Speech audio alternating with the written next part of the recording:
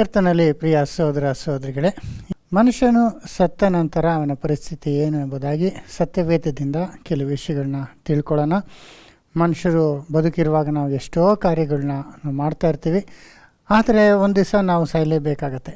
ಆಗ ಸತ್ತಾಗ ನಮ್ಮ ಪರಿಸ್ಥಿತಿ ಏನು ಎಂಬುದಾಗಿ ನಾವು ತಿಳ್ಕೊಳೋದು ಭಾಳ ಒಳ್ಳೆಯದು. ಮೊದಲನೇದಾಗಿ ನಾವೆಲ್ಲರೂ ಸಾವನ್ನ ನೋಡಲೇಬೇಕು. ಅಂದರೆ ಬೇರೆಯವರು ಸಾಯೋದನ್ನ ನಾವು ನೋಡ್ತಾ ಇರ್ತೀವಿ.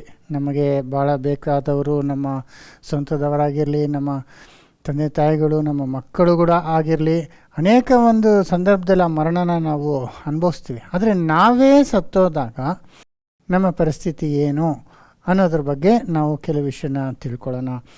ಹೀಗಾಗಿ ಲೋಕದಲ್ಲಿ ಜನಗಳು ಈ ಒಂದು ಮರಣ ಅನ್ನೋದು ಇದೆ, ನಾವು ಒಂದು ದಿವಸ ಸಾಯ್ತೀವಿ ಅನ್ನೋದು ಜನಗಳಿಗೆ ಅದು ರಿಯಲೈಸ್ ಆಗೋದಿಲ್ಲ. ಭಾಳ ಜನಗಳು ಅವ್ರು ಜೀವಿಸೋದು ಹೆಂಗೆ ಅಂದರೆ, ಅವರು ಶಾಶ್ವತವಾಗಿ ಇರ್ತಾರೇನೋ ಅನ್ನೋ ಒಂದು ಮನೋಭಾವದಲ್ಲೇ ಇರ್ತಾರೆ. ನಾವು ಒಂದು ದಿವಸ ಸಾಯಬೇಕು, ಸತ್ತಾಗ ಏನೆಲ್ಲ ನಾವು ಕಳ್ಕೊಳ್ತೀವಿ, ಈಗ ಮಾಡ್ತಿರೋಂಥದ್ದು ಅನೇಕ ಕಾರ್ಯಗಳು ನಾವು ಮಾಡೋದಕ್ಕಾಗೋದಿಲ್ಲ ಅನ್ನೋದೆಲ್ಲ ಅದು ಅರ್ಥನೇ ಮಾಡ್ಕೊಳ್ಳೋದಿಲ್ಲ. ಅದನ್ನು ಕೀರ್ತನೆಯಲ್ಲಿ 49ನೇ ಅಧ್ಯಾಯದಲ್ಲಿ ಕೆಲವು ವಚನಗಳಲ್ಲಿ ನಮಗೆ ಆ ಕೀರ್ತನೆ ಬರೆಯೋವಂಥವರು ನಮಗೆ ಹೇಳೋದನ್ನ ನಾವು ಓದ್ಕೊಳ್ಳೋಣ. 49ನೇ ಅಧ್ಯಾಯ 1ನೇ ವಚನದಿಂದ. ಸಕಲ ದೇಶಗಳವರೇ ಕೇಳಿರಿ, ಭೂಲೋಕದ ನಿವಾಸಿಗಳಿರ ಕಿವಿಗೊಡಿರಿ. ನೋಡಿದ್ರ, ಸಕಲ ದೇಶದವರೇ, ಭೂಲೋಕದಲ್ಲಿರೋರೆಲ್ಲ ಕಿವಿಗೊಡಿರಿ ಅಂತಿದ್ದಾರೆ. ಯಾಕಂದರೆ ಈ ಒಂದು ವಿಷಯ ಎಲ್ಲರಿಗೂ ಸಂಬಂಧಪಟ್ಟಂಥ ಒಂದು ವಿಷಯವಾಗಿದೆ. ಆಮೇಲೆ, ಜನಗಳೇ, ಜನಾಧಿಪತಿಗಳೇ, ಬಡವರೇ, ಬಲ್ಲಿದರೇ, ನೀವೆಲ್ಲರೂ ಒಂದಾಗಿ ಬಂದು ಆಲೈಸಿರಿ. ನೋಡಿದ್ರ, ಬಡವರಾಗಿರ್ಬೋದು, ಐಶ್ವರ್ಯದವರಾಗಿರ್ಬೋದು, ದೇಶನ ನಡೆಸೋಂಥ ದೊಡ್ಡ ಅಧಿಪತಿಗಳಾಗಿರ್ಬೋದು, ಯಾರೇ ಆಗಿದ್ರು ನಿಮ್ಮೆಲ್ಲರೂ ಬಂದು ತಿಳ್ಕೊಳ್ಬೇಕಾದಂಥ ವಿಷಯ ಏನು ಅಂತ ಹೇಳ್ತೀನಿ, ಕೇಳಿಸ್ಕೊಳ್ಳಿ ಅಂತಾರೆ. ನನ್ನ ಬಾಯಿ ಸುಜ್ಞಾನವನ್ನು ಬೋಧಿಸುವುದು, ನನ್ನ ಹೃದಯವು ವಿವೇಕವನ್ನು ಫಲಿಸುವುದು. ನಾನು ಧರ್ಮ ರಹಸ್ಯವನ್ನು ಕಿವಿಗೊಟ್ಟು ಕೇಳಿ, ಕಿನ್ನರಿಯನ್ನು ಬಾರಿಸುತ್ತಾ ಅದರ ಗುಡಾರ್ಥವನ್ನು ಪ್ರಕಟಿಸುವೆನು. ನೋಡಿದ್ರ, ನಿಮಗೆ ಜ್ಞಾನನ, ತಿಳುವಳಿಕೆನ, ಗೂಢಾರ್ಥವಾದಂಥ ವಿಷಯಗಳನ್ನ ತಿಳಿಸ್ತೀನಿ ಬನ್ನಿರಿ ಅಂತ ಈ ಒಂದು ದೇವರ ವಾಕ್ಯದಲ್ಲಿ ಹೇಳೋದನ್ನ ನಾವು ನೋಡ್ತೀವಿ. ಆಪತ್ತಿನಲ್ಲಿ ಯಾಕೆ ಭಯಪಡಬೇಕು? ದ್ವೇಷಿಗಳು ಮೋಸದಿಂದ ಸುತ್ತಿಕೊಂಡಿರುವಾಗ ನಾನು ಹೆದರುವುದೇಕೆ? ಅವರು ತಮ್ಮ ಐಶ್ವರ್ಯವನ್ನೇ ನಂಬಿದ್ದಾರೆ, ತಾವು ಬಹಳ ಆಸ್ತಿವಂತರೆಂದು ಉಬ್ಬಿದ್ದಾರೆ. ಆದರೆ ಯಾವನಾದರೂ ತನ್ನ ಸಹೋದರನು ಸಮಾಧಿಯಲ್ಲಿ ಸೇರದೆ ಶಾಶ್ವತವಾಗಿ ಬದುಕಿರುವುದಕ್ಕಾಗಿ ದೇವರಿಗೆ ಈಡನ್ನು ಕೊಟ್ಟು ಅವನ ಪ್ರಾಣವನ್ನು ಬಿಡಿಸಲಾರನು. ನೋಡಿದ್ರ, ಹೀಗಿರ್ಬೇಕಾದ್ರೆ ಬಹಳ ಜನ ಅವ್ರಿಗಿರುವಂಥ ಹಣಕಾಸು ಮೇಲೆ ಅವ್ರಿಗೆ ಭಾಳ ಒಂದು ನಂಬಿಕೆ ಇರ್ತದೆ. ನನಗಿಷ್ಟು ದುಡ್ಡಿದೆ, ಅದರಿಂದ ನಾನು ಸುಖವಾಗಿರ್ತೀನಿ, ನನಗೇನು ಆಗೋದಿಲ್ಲ, ನನ್ನ ಶತ್ರುಗಳು ಏನು ಮಾಡಿದ್ರು ನಾನು ಯಾರೂ ಮುಟ್ಟೋದಕ್ಕಾಗೋದಿಲ್ಲ, ಯಾಕಂದರೆ ನಾನು ಐಶ್ವರ್ಯನ ಹೊಂದ್ಕೊಂಡಿದ್ದೇನೆ, ನನಗೇನಾದರೂ ನನ್ನ ಕಾಪಾಡೋದಕ್ಕೆ ನನ್ನ ಸಂಪತ್ತಿದೆ ಅಂತ. ಆದರೆ ಇಲ್ಲೇನು ಹೇಳ್ತಾರೆ, ಯಾರು ಅವನ ಸಹೋದರನನ್ನು ಎಷ್ಟು ಹಣ ಕೊಟ್ಟು ಕೂಡ ಅವನ ಕಾಪಾಡ್ಕೊಳ್ಳೋಕ್ಕಾಗೋದಿಲ್ಲ ಅಂತ ಇದ್ದಾರೆ. ಅಂದರೆ ಎಷ್ಟು ದುಡ್ಡು ಖರ್ಚು ಮಾಡೋಕ್ಕೂ ಭಾಳ ಜನ ರೆಡಿ ಇರ್ತಾರೆ, ಆದರೆ ಅಷ್ಟು ಖರ್ಚು ಮಾಡಿದ್ರು ಪ್ರಾಣನ ಕಾಪಾಡ್ಕೊಳ್ಳೋಕ್ಕೆ ಆಗೋದಿಲ್ಲ ಅನೇಕ ಪರಿಸ್ಥಿತಿಯಲ್ಲಿ. ಒಂದು ಸ್ಟೇಜ್ ನಂತರ ಡಾಕ್ಟ್ರುಗಳು ಏನೂ ಮಾಡೋದಕ್ಕಾಗೋದಿಲ್ಲ. ಡಾಕ್ಟ್ರು ಮನುಷ್ಯರೇ, ಅವ್ರಿಗಿರೋಂಥ ಜ್ಞಾನದಲ್ಲಿ ಆಗೋಷ್ಟು ಅವರು ಹೆಲ್ಪ್ ಮಾಡ್ತಾರೆ. ಜನರಲಿ ಅವರು ಮ್ಯಾಕ್ಸಿಮಮ್ ಟ್ರೈ ಮಾಡಿದ್ರು ಅನೇಕ ಸಂದರ್ಭದಲ್ಲಿ ಎಷ್ಟು ಖರ್ಚು ಮಾಡೋದಕ್ಕೆ ಹಣ ಕೊಟ್ಟರು ಕಾಪಾಡೋದಕ್ಕೆ ಆಗೋದಿಲ್ಲ. ಅದರಿಂದ ನಾವು ನೋಡ್ತೀವಲ್ಲ, ಎಷ್ಟು ದೊಡ್ಡ ದೊಡ್ಡ ಸೆಲೆಬ್ರಿಟೀಸು, ಅವ್ರ ಹತ್ರ $ಬಿಲಿಯನ್ಸ್ ಇರ್ತದೆ, ಅಷ್ಟು ಹೆಸರುವಾಸಿಗಳಾಗಿರ್ತಾರೆ, ಇರೋಂಥ ಬೆಸ್ಟ್ ಹಾಸ್ಪಿಟ್ಲ್ಗಳಲ್ಲಿ ಅವರು ಚಿಕಿತ್ಸೆನ ತಗೊಳ್ಳೋಂಥ ಶಕ್ತಿ ಉಳ್ಳವರಾಗಿರ್ತಾರೆ, ಆದ್ರೂ ಅವರು ತೀರ್ಕೊಂಡ್ಬಿಡ್ತಾ ಇರ್ತಾರೆ ಅಲ್ವರ. ಚಿಕ್ಕ ವಯಸ್ಸಲ್ಲಿ ಕೂಡ ಹೋಗೋಂಥವ್ರು ಎಷ್ಟು ಜನ ನಾವು ನೋಡ್ತಿದ್ದೀವಿ. ಅದರಿಂದ ಇಲ್ಲೇನು ಹೇಳ್ತಾರಂದರೆ, ಯಾರು ಒಂದು ಕ್ರಯವನ್ನು ಕೊಟ್ಟು ಅವರ ಸೋದರನ್ನು ಕಾಪಾಡ್ಕೊಳ್ಳೋಕ್ಕಾಗೋದಿಲ್ಲ.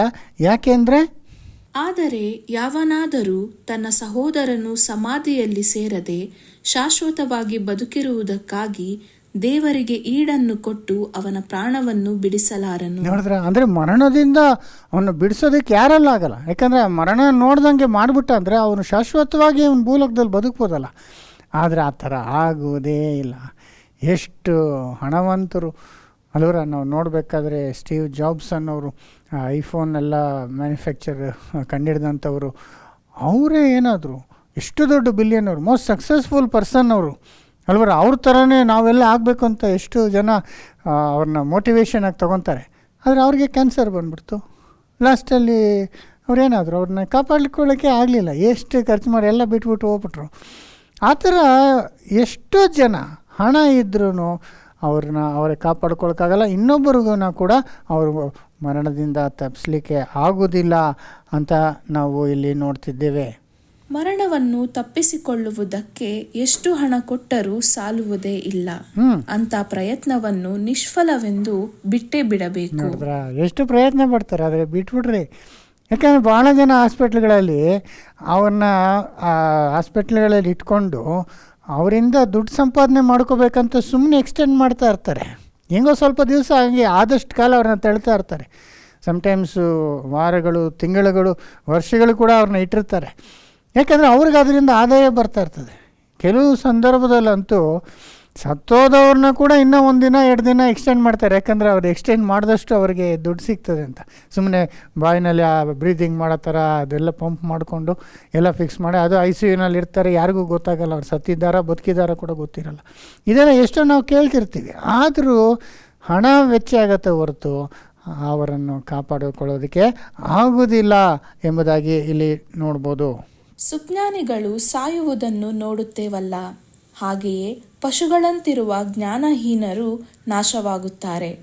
ಅವರು ನಂಬಿದ್ದ ಆಸ್ತಿಯು ಇತರರ ಪಾಲಾಗುತ್ತದೆ. ನೋಡಿದ್ರ, ಸುಜ್ಞಾನಿಗಳು ಕೂಡ ಪಶುಗಳ ರೀತಿಯಲ್ಲೇ ಸಾಯ್ತಾರೆ ಅಂತ. ಅವನು ಬುದ್ಧಿವಂತನಾಗಿರ್ಬೋದು, ಹಣವಂತನಾಗಿರ್ಬೋದು, ಇಲ್ಲ ಬಡವನಾಗಿರ್ಬೋದು, ಬುದ್ಧಿ ಇಲ್ಲದವನಾಗಿರ್ಬೋದು, ಮರಣ ಬರುವಾಗ ಒಂದು ಪಶು ರೀತಿಯಲ್ಲಿ ಹೋಗಿ ಒಂದು ಹೆಂಗೆ ಒಂದು ಕುರಿನೋ ದನನೋ ಸತ್ತೋದ್ರೆ ಹೆಂಗೆ ಅದು ಮಣ್ಣಾಗ್ತದೋ ಆ ಥರನೇ ಮನುಷ್ಯ ಕೂಡ ಸಾವನಲ್ಲಿ ಒಂದು ಪಶುಗಿಂತ ಅವನು ಶ್ರೇಷ್ಠನಲ್ಲ ಅಂತ ನಾವು ಇಲ್ಲಿ ನೋಡ್ಬೋದು.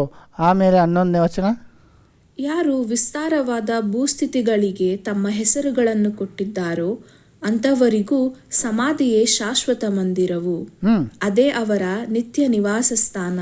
ನೋಡಿದ್ರೆ, ಸಮಾಧಿನೇ ನಿತ್ಯ ನಿವಾಸ ಸ್ಥಾನ ಅಂದ್ಬಿಟ್ರು. ಅವ್ರು ದೊಡ್ಡ ದೊಡ್ಡ ಮನೆಗಳನ್ನ ಕಟ್ಕೊಂಡಿರ್ಬೋದು. ಅದರಿಂದ ನಿಜವಾಗಿ ನೋಡಿದ್ರೆ ಎಷ್ಟು ದೊಡ್ಡ ದೊಡ್ಡ ಒಂದು ಮನೆಗಳನ್ನ ಕಟ್ಕೊಂಡು ಅವ್ರು ಶಾಶ್ವತವಾಗಿ ಇರ್ತೀವಿ ಅನ್ನೋ ಥರನೇ ಅನ್ಕೊತಾರೆ ಅವರು. ಅವ್ರು ಮಾಡೋದು ನೋಡಿದ್ರೆ ಸ್ವಲ್ಪ ಕಾಲ ಇದು ಹೋಗ್ತೀವಲ್ಲ ಅದಕ್ಕೆ ಯಾಕೆ ಇಷ್ಟು ದೊಡ್ಡದು ಅಂತಲ್ಲ, ಅವ್ರಿಗೆ ಅಷ್ಟು ಒಂದು ದೊಡ್ಡ ದೊಡ್ಡ ಮನೆಗಳು, ಪ್ಯಾಲೇಸ್ಗಳು ಇಂಥದ್ದು ಮತ್ತು ಎಲ್ಲ ಅವರು ಕೊಂಡ್ಕೊಂಡು ಇಟ್ಕೊಂಡಿರ್ತಾರೆ, ಮನೇಲಿ ತುಂಬಿಸ್ಕೊಂಡಿರ್ತಾರೆ. ಅವ್ರಿಗೇನು ಅನ್ಕೊತಾರೆ ಅಂದರೆ ನಾನು ಶಾಶ್ವತವಾಗಿರ್ತೀನಿ, ಹಿಂಗೆ ಇರ್ತೀನಿ ಅಂತ. ಆದರೆ ಇರುವುದಿಲ್ಲ.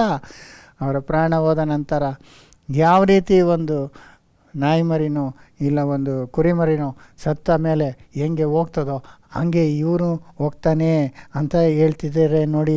12ನೇ ವಚನ, ಮನುಷ್ಯನು ಎಷ್ಟು ಘನವಾದ ಪದವಿಯಲ್ಲಿದ್ದರೂ ಸ್ಥಿರವಿಲ್ಲ, ಪಶುಗಳಂತೆಯೇ ಇಲ್ಲವಾಗುತ್ತಾನೆ. ನೋಡ್ತಾರೆ, ಎಷ್ಟು ಘನವಾಗಿರ್ಬೋದು, ದೊಡ್ಡ ಪ್ರಧಾನಿಯಾಗಿರ್ಬೋದು, ದೊಡ್ಡ ಒಂದು ರೋಲರ್ ಆಗಿರ್ಬೋದು, ದೊಡ್ಡ ಸಂಸ್ಥೆಯಲ್ಲಿ ಆತನು ಫೌಂಡರ್ ಆಗಿರ್ಬೋದು, CEO ಆಗಿರ್ಬೋದು ಅಲ್ವರ, ಎಂಥವನಾಗಿದ್ರು ಅವನು ಪಶುಗಿಂತ ಶ್ರೇಷ್ಠನಲ್ಲ.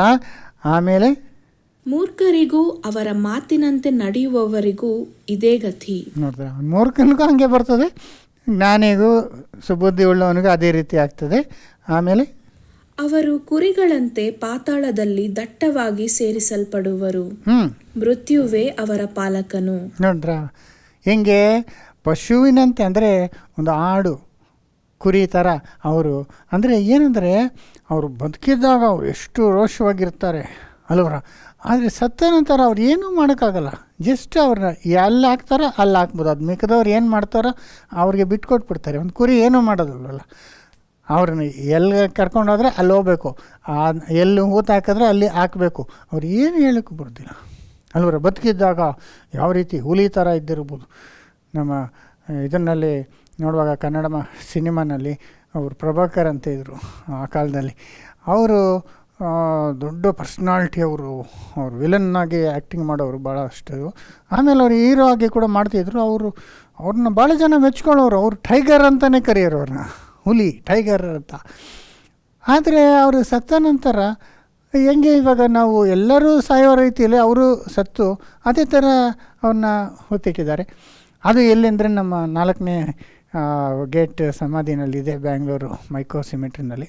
ನಮ್ಮ ತಂದೆಯವ್ರದ್ದು ಅಲ್ಲೇ ಇರೋದ್ರಿಂದ ನಾವು ಅಲ್ಲೇ ಅವಾಗವಾಗ ಹೋಗುವಾಗ ಅವ್ರದ್ದು ದೊಡ್ಡದಾಗಿ ಕಟ್ಟಿದ್ದಾರೆ, ಅದರಲ್ಲಿ ಅವ್ರ ಹೆಸರಲ್ಲಿ ಹಾಕಿದ್ದಾರೆ. ಆದರೆ ನಿಜವಾಗ್ಲೂ ನೋಡಿದ್ರೆ ಒಂದು ಕುರಿ ಥರ, ಅಂದರೆ ಯಾವ ಒಂದು ಬಲವು ಇಲ್ಲದೇ ರೀತಿಯಲ್ಲಿ ಎಲ್ಲರೂ, ಅವ್ರು ಮಾತ್ರ ಅಲ್ಲ ಎಲ್ಲರೂ ಕೂಡ ಆ ರೀತಿ ಹೋಗ್ಬಿಡ್ತಾರೆ ಅಂತ ನಾವು ನೋಡ್ತೀವಿ. ಆಮೇಲೆ ಅವರು ಕುರಿಗಳಂತೆ ಪಾತಾಳದಲ್ಲಿ ದಟ್ಟವಾಗಿ ಸೇರಿಸಲ್ಪಡುವರು. ಮೃತ್ಯುವೇ ಅವರ ಪಾಲಕನು. ನೋಡಿದ್ರ, ಮೃತ್ಯುವೇ ಅವರ ಪಾಲಕನು. ಅವರಿಗೆ ನಿವಾಸವಿಲ್ಲದ ಹಾಗೆ ಪಾತಾಳವು ಅವರ ರೂಪವನ್ನು ನಾಶ ಮಾಡುವುದು. ನೋಡಿದ್ರ, ಪಾತಾಳ ಅಂದರೆ ಇದು ಸಮಾಧಿಗೆ ಪಾತಾಳ ಅಂತ ಕನ್ನಡದಲ್ಲಿ ಹೇಳಿದ್ದಾರೆ. ನಾವು ನೋಡ್ಬೇಕಾದ್ರೆ ಇಂಗ್ಲೀಷ್ನಲ್ಲಿ like sheep they are laid in the grave, death shall feed on them ಅಂತ ಇಲ್ಲಿ ಗ್ರೇವ್ ಅಂತಲೇ ಇದೆ. ನೋಡ್ದ, and their beauty shall consume in the grave from the dwelling. ಪಾತಾಳ ಅಂದರೆ ಆ ಒಂದು ಕುಳಿ ಅಲ್ವಾ, ಸಮಾಧಿನೇ ಅವರು ಆ ಥರ ಹೇಳಿರೋದು. ಸೊ ಅದರಲ್ಲಿ ಅವರ ಸೌಂದರ್ಯ ಎಲ್ಲ ಅಲ್ಲಿ ನಾಶ ಆಗಿಬಿಡ್ತದೆ. ಎಷ್ಟು ಜನ ಭಾಳ ಸೌಂದರ್ಯವಾಗಿರೋಂಥವ್ರು ನಟಿಗಳು, ಹಲವರ ಸೆಲೆಬ್ರಿಟಿಗಳು ಕೂಡ ಸತ್ತ ಮೇಲೆ ಅವರ ಸೌಂದರ್ಯ ಕೂಡ ಏನಾಗ್ಬಿಡುತ್ತೆ, ಆ ಮಣ್ಣು ಆ ಸಮಾಧಿ ಅವ್ರನ್ನ ತಿನ್ಬಿಡುತ್ತೆ ಅನ್ನೋದನ್ನು ಇಲ್ಲಿ ಹೇಳಿದ್ದಾರೆ. ಆಮೇಲೆ ಉದಯ ಕಾಲದಲ್ಲಿ ಯಥಾರ್ಥರು ಅವರ ಮೇಲೆ ದೊರೆತನ ನಡೆಸುವರು. ಸೊ ಉದಯ ಕಾಲ ಅಂದರೆ ಅದು ದೇವರ ರಾಜ್ಯದಲ್ಲಿ ನಡೆಯುವಂಥ ಒಂದು ಸ್ಥಿತಿಯಲ್ಲಿ ಹೇಳಿದ್ದಾರೆ. ಬಟ್ ಈಗ ರೈಟ್ ನಾವು ಅವರು ಸಮಾಧಿಗೆ ಹೋಗಿ ಅಲ್ಲಿ ನಾಶವಾಗಿಬಿಟ್ರು ಅನ್ನೋದು ನಾವು ನೋಡ್ತೀವಿ. ಆಮೇಲೆ 15ನೇ ವಚನದಲ್ಲಿ ಅಫ್ಕೋರ್ಸ್ ನಮ್ಮ ಸ್ವಾಮಿ ಕೂಡ ಸತ್ತರು, ಅವ್ರನ್ನ ಕೂಡ ಹೂಣಿಟ್ರು. ಆದರೆ ಅವ್ರನ್ನ ದೇವರು ಅಲ್ಲಿ ಇರೋದಕ್ಕೆ ಬಿಡಲಿಲ್ಲ, ಯಾಕಂದರೆ 3ನೇ ದಿವಸ ಅವ್ರನ್ನ ಎಬ್ಬಿಸಿದ್ರು ಅನ್ನೋದನ್ನ ಇಲ್ಲಿ ಕೀರ್ತನೆ ಬರೆಯುವಂಥವರು ನಮ್ಮ ಕರ್ತನಾದ ಯೇಸು ಸ್ವಾಮಿಯ ಕುರಿತು ಹೇಳಿದ್ದಾರೆ. ಅದನ್ನು 15ನೇ ವಚನ ನೋಡಿ. ಆದರೆ ದೇವರು ನನ್ನ ಪ್ರಾಣವನ್ನು ಮೃತ್ಯು ಹಸ್ತದಿಂದ ತಪ್ಪಿಸಿ ಸ್ವೀಕಾರ ಮಾಡುವನು. ನೋಡಿದ್ರೆ, ಇದು ಮೃತ್ಯುದಿಂದ ತಪ್ಪಿಸಿ ನನ್ನನ್ನು ಸ್ವೀಕಾರ ಮಾಡಿದ್ದು ಸ್ವಾಮಿನ 3ನೇ ದಿವಸ ಎಬ್ಬಿಸಿದ್ರಲ್ಲ, ಆ ಒಂದು ವಿಷಯನ ಹೇಳಿದ್ದಾರೆ. ಸೊ ಅದ್ರ ಬಗ್ಗೆ ನಾವು ಇನ್ನೊಂದು ಸ್ವಲ್ಪ ನೋಡೋಣ. ಆಮೇಲೆ ನೆಕ್ಸ್ಟ್ 16ನೇ ವಚನ. ಒಬ್ಬನ ಐಶ್ವರ್ಯವು ಗೃಹ ವೈಭವವು ವೃದ್ಧಿಯಾದಾಗ ಕಳವಳಿಸಬೇಡ. ಅವನು ಸಾಯುವಾಗ ಏನೂ ತೆಗೆದುಕೊಂಡು ಹೋಗಲಾರನಷ್ಟೇ, ಅವನ ವೈಭವವು ಅವನೊಡನೆ ಹೋಗುವುದಿಲ್ಲ. ನೋಡಿದ್ರ, ಅದರಿಂದ ಭಾಳ ಸೌಕಾರ ಆಗ್ಬಿಟ್ಟ, ಭಾಳ ದುಡ್ಡು ಸಂಪಾದಿಸ್ಬಿಟ್ಟ, ಎಲ್ಲ ಮಾಡ್ಕೊಂಬಿಟ್ಟ ಅಂತ ನೀನೇನು ಅವನ ಬಗ್ಗೆ ಜಾಸ್ತಿ ಚಿಂತೆ ಮಾಡಬೇಡ, ಯಾಕಂದರೆ ಅವ್ನು ಸಾಯುವಾಗ ಅವನೇನೂ ತಗೊಂಡು ಹೋಗುವುದಿಲ್ಲ ಅಂತ ಹೇಳ್ಬಿಟ್ರು. ಅದರಿಂದ ನಾನು ಇದನ್ನು ಪ್ರಿಪೇರ್ ಮಾಡುವಾಗ ಐಶ್ವರ್ಯಂತರದ್ದು ಎಲ್ಲ ಲೋಕದಲ್ಲಿ ಭಾಳ ಐಶ್ವರ್ಯಂತರದ್ದೆಲ್ಲ ಲಿಸ್ಟ್ ನೋಡುವಾಗ ಅದರಲ್ಲಿ ಸುಲ್ತಾನ್ ಆಫ್ ಬ್ರೂನಿ ಅಂತ ಒಬ್ಬರು ಇದ್ದಾರೆ. ಅವ್ರಿಗೆ ಭಾಳ ಅವ್ರ ಹತ್ರ ಆಸ್ತಿ ಇದೆ, $33 ಬಿಲಿಯನ್ ಏನೋ ಅವ್ರ ಹತ್ರ ಇದೆ. ಈಗ ಅವರು ಒಬ್ಬರೇ ಅವರ ಲಾಂಗೆಸ್ಟ್ ಲಿವಿಂಗ್ ಮೊನಾರ್ಕ್, ಅಂದರೆ ಕೆಲವು ದೇಶಗಳಲ್ಲಿ ಮಾತ್ರ ಈ ರಾಜ್ಯರ ಆಳ್ವಿಕೆ ಇದೆ, ಅದರಲ್ಲಿ ಅವರು ಲಾಂಗೆಸ್ಟ್ ರೀನಿಂಗ್ ಮೊನಾರ್ಕ್. ಅವರು 1967 ಅವರು ರೂಲ್ ಮಾಡ್ತಿದ್ದಾರೆ, ಇನ್ನೂ ಇದ್ದಾರೆ ಅಂದ್ಕೊಳ್ಳಿ. ಅವರು ಎಷ್ಟು ಸಂಪಾದನೆ ಮಾಡ್ಕೊಂಬಿಟ್ಟಿದ್ದಾರೆ. ಅವ್ರದ್ದು ಪ್ಯಾಲೇಸು ಅಷ್ಟು biggest palace in the world ಅಂತ ಹೇಳ್ಬೋದು. ಮಾತ್ರ ಅಲ್ಲ, ಅವ್ರ ಹತ್ರ ಇರೋಂಥ ಕಾರುಗಳು, ಅವರೊಂದು ಕಾರ್ ಕ್ರೇಸಿ. ಈಗ ನಾವು ಜನರಲಿ ವಾರನ ಒಬ್ಬರು ರೋಲ್ಸ್ ರೈಸು, ಇಲ್ಲಾಂದರೆ ಒಂದು ಜಾಗ್ವಾರ್ ಕಾರೋ, ಇಲ್ಲಾಂದರೆ ಒಂದು BMW ಏನೋ ಇಟ್ಕೊಂಬಿಟ್ರೆ, ಸಾವುಕಾರಪ್ಪ ಅಂಥ ಕಾರ್ ಇಟ್ಕೊಂಡಿದ್ದಾರೆ ಅಂತ. ಈಗ 2 ಇಟ್ಕೊಂಬಿಟ್ರೆ, 3 ಇಟ್ಕೊಂಬಿಟ್ರೆ ಅಂಥದ್ದು ಯಾವಾಗ ಎಷ್ಟು ದೊಡ್ಡ ಸಾವುಕಾರ.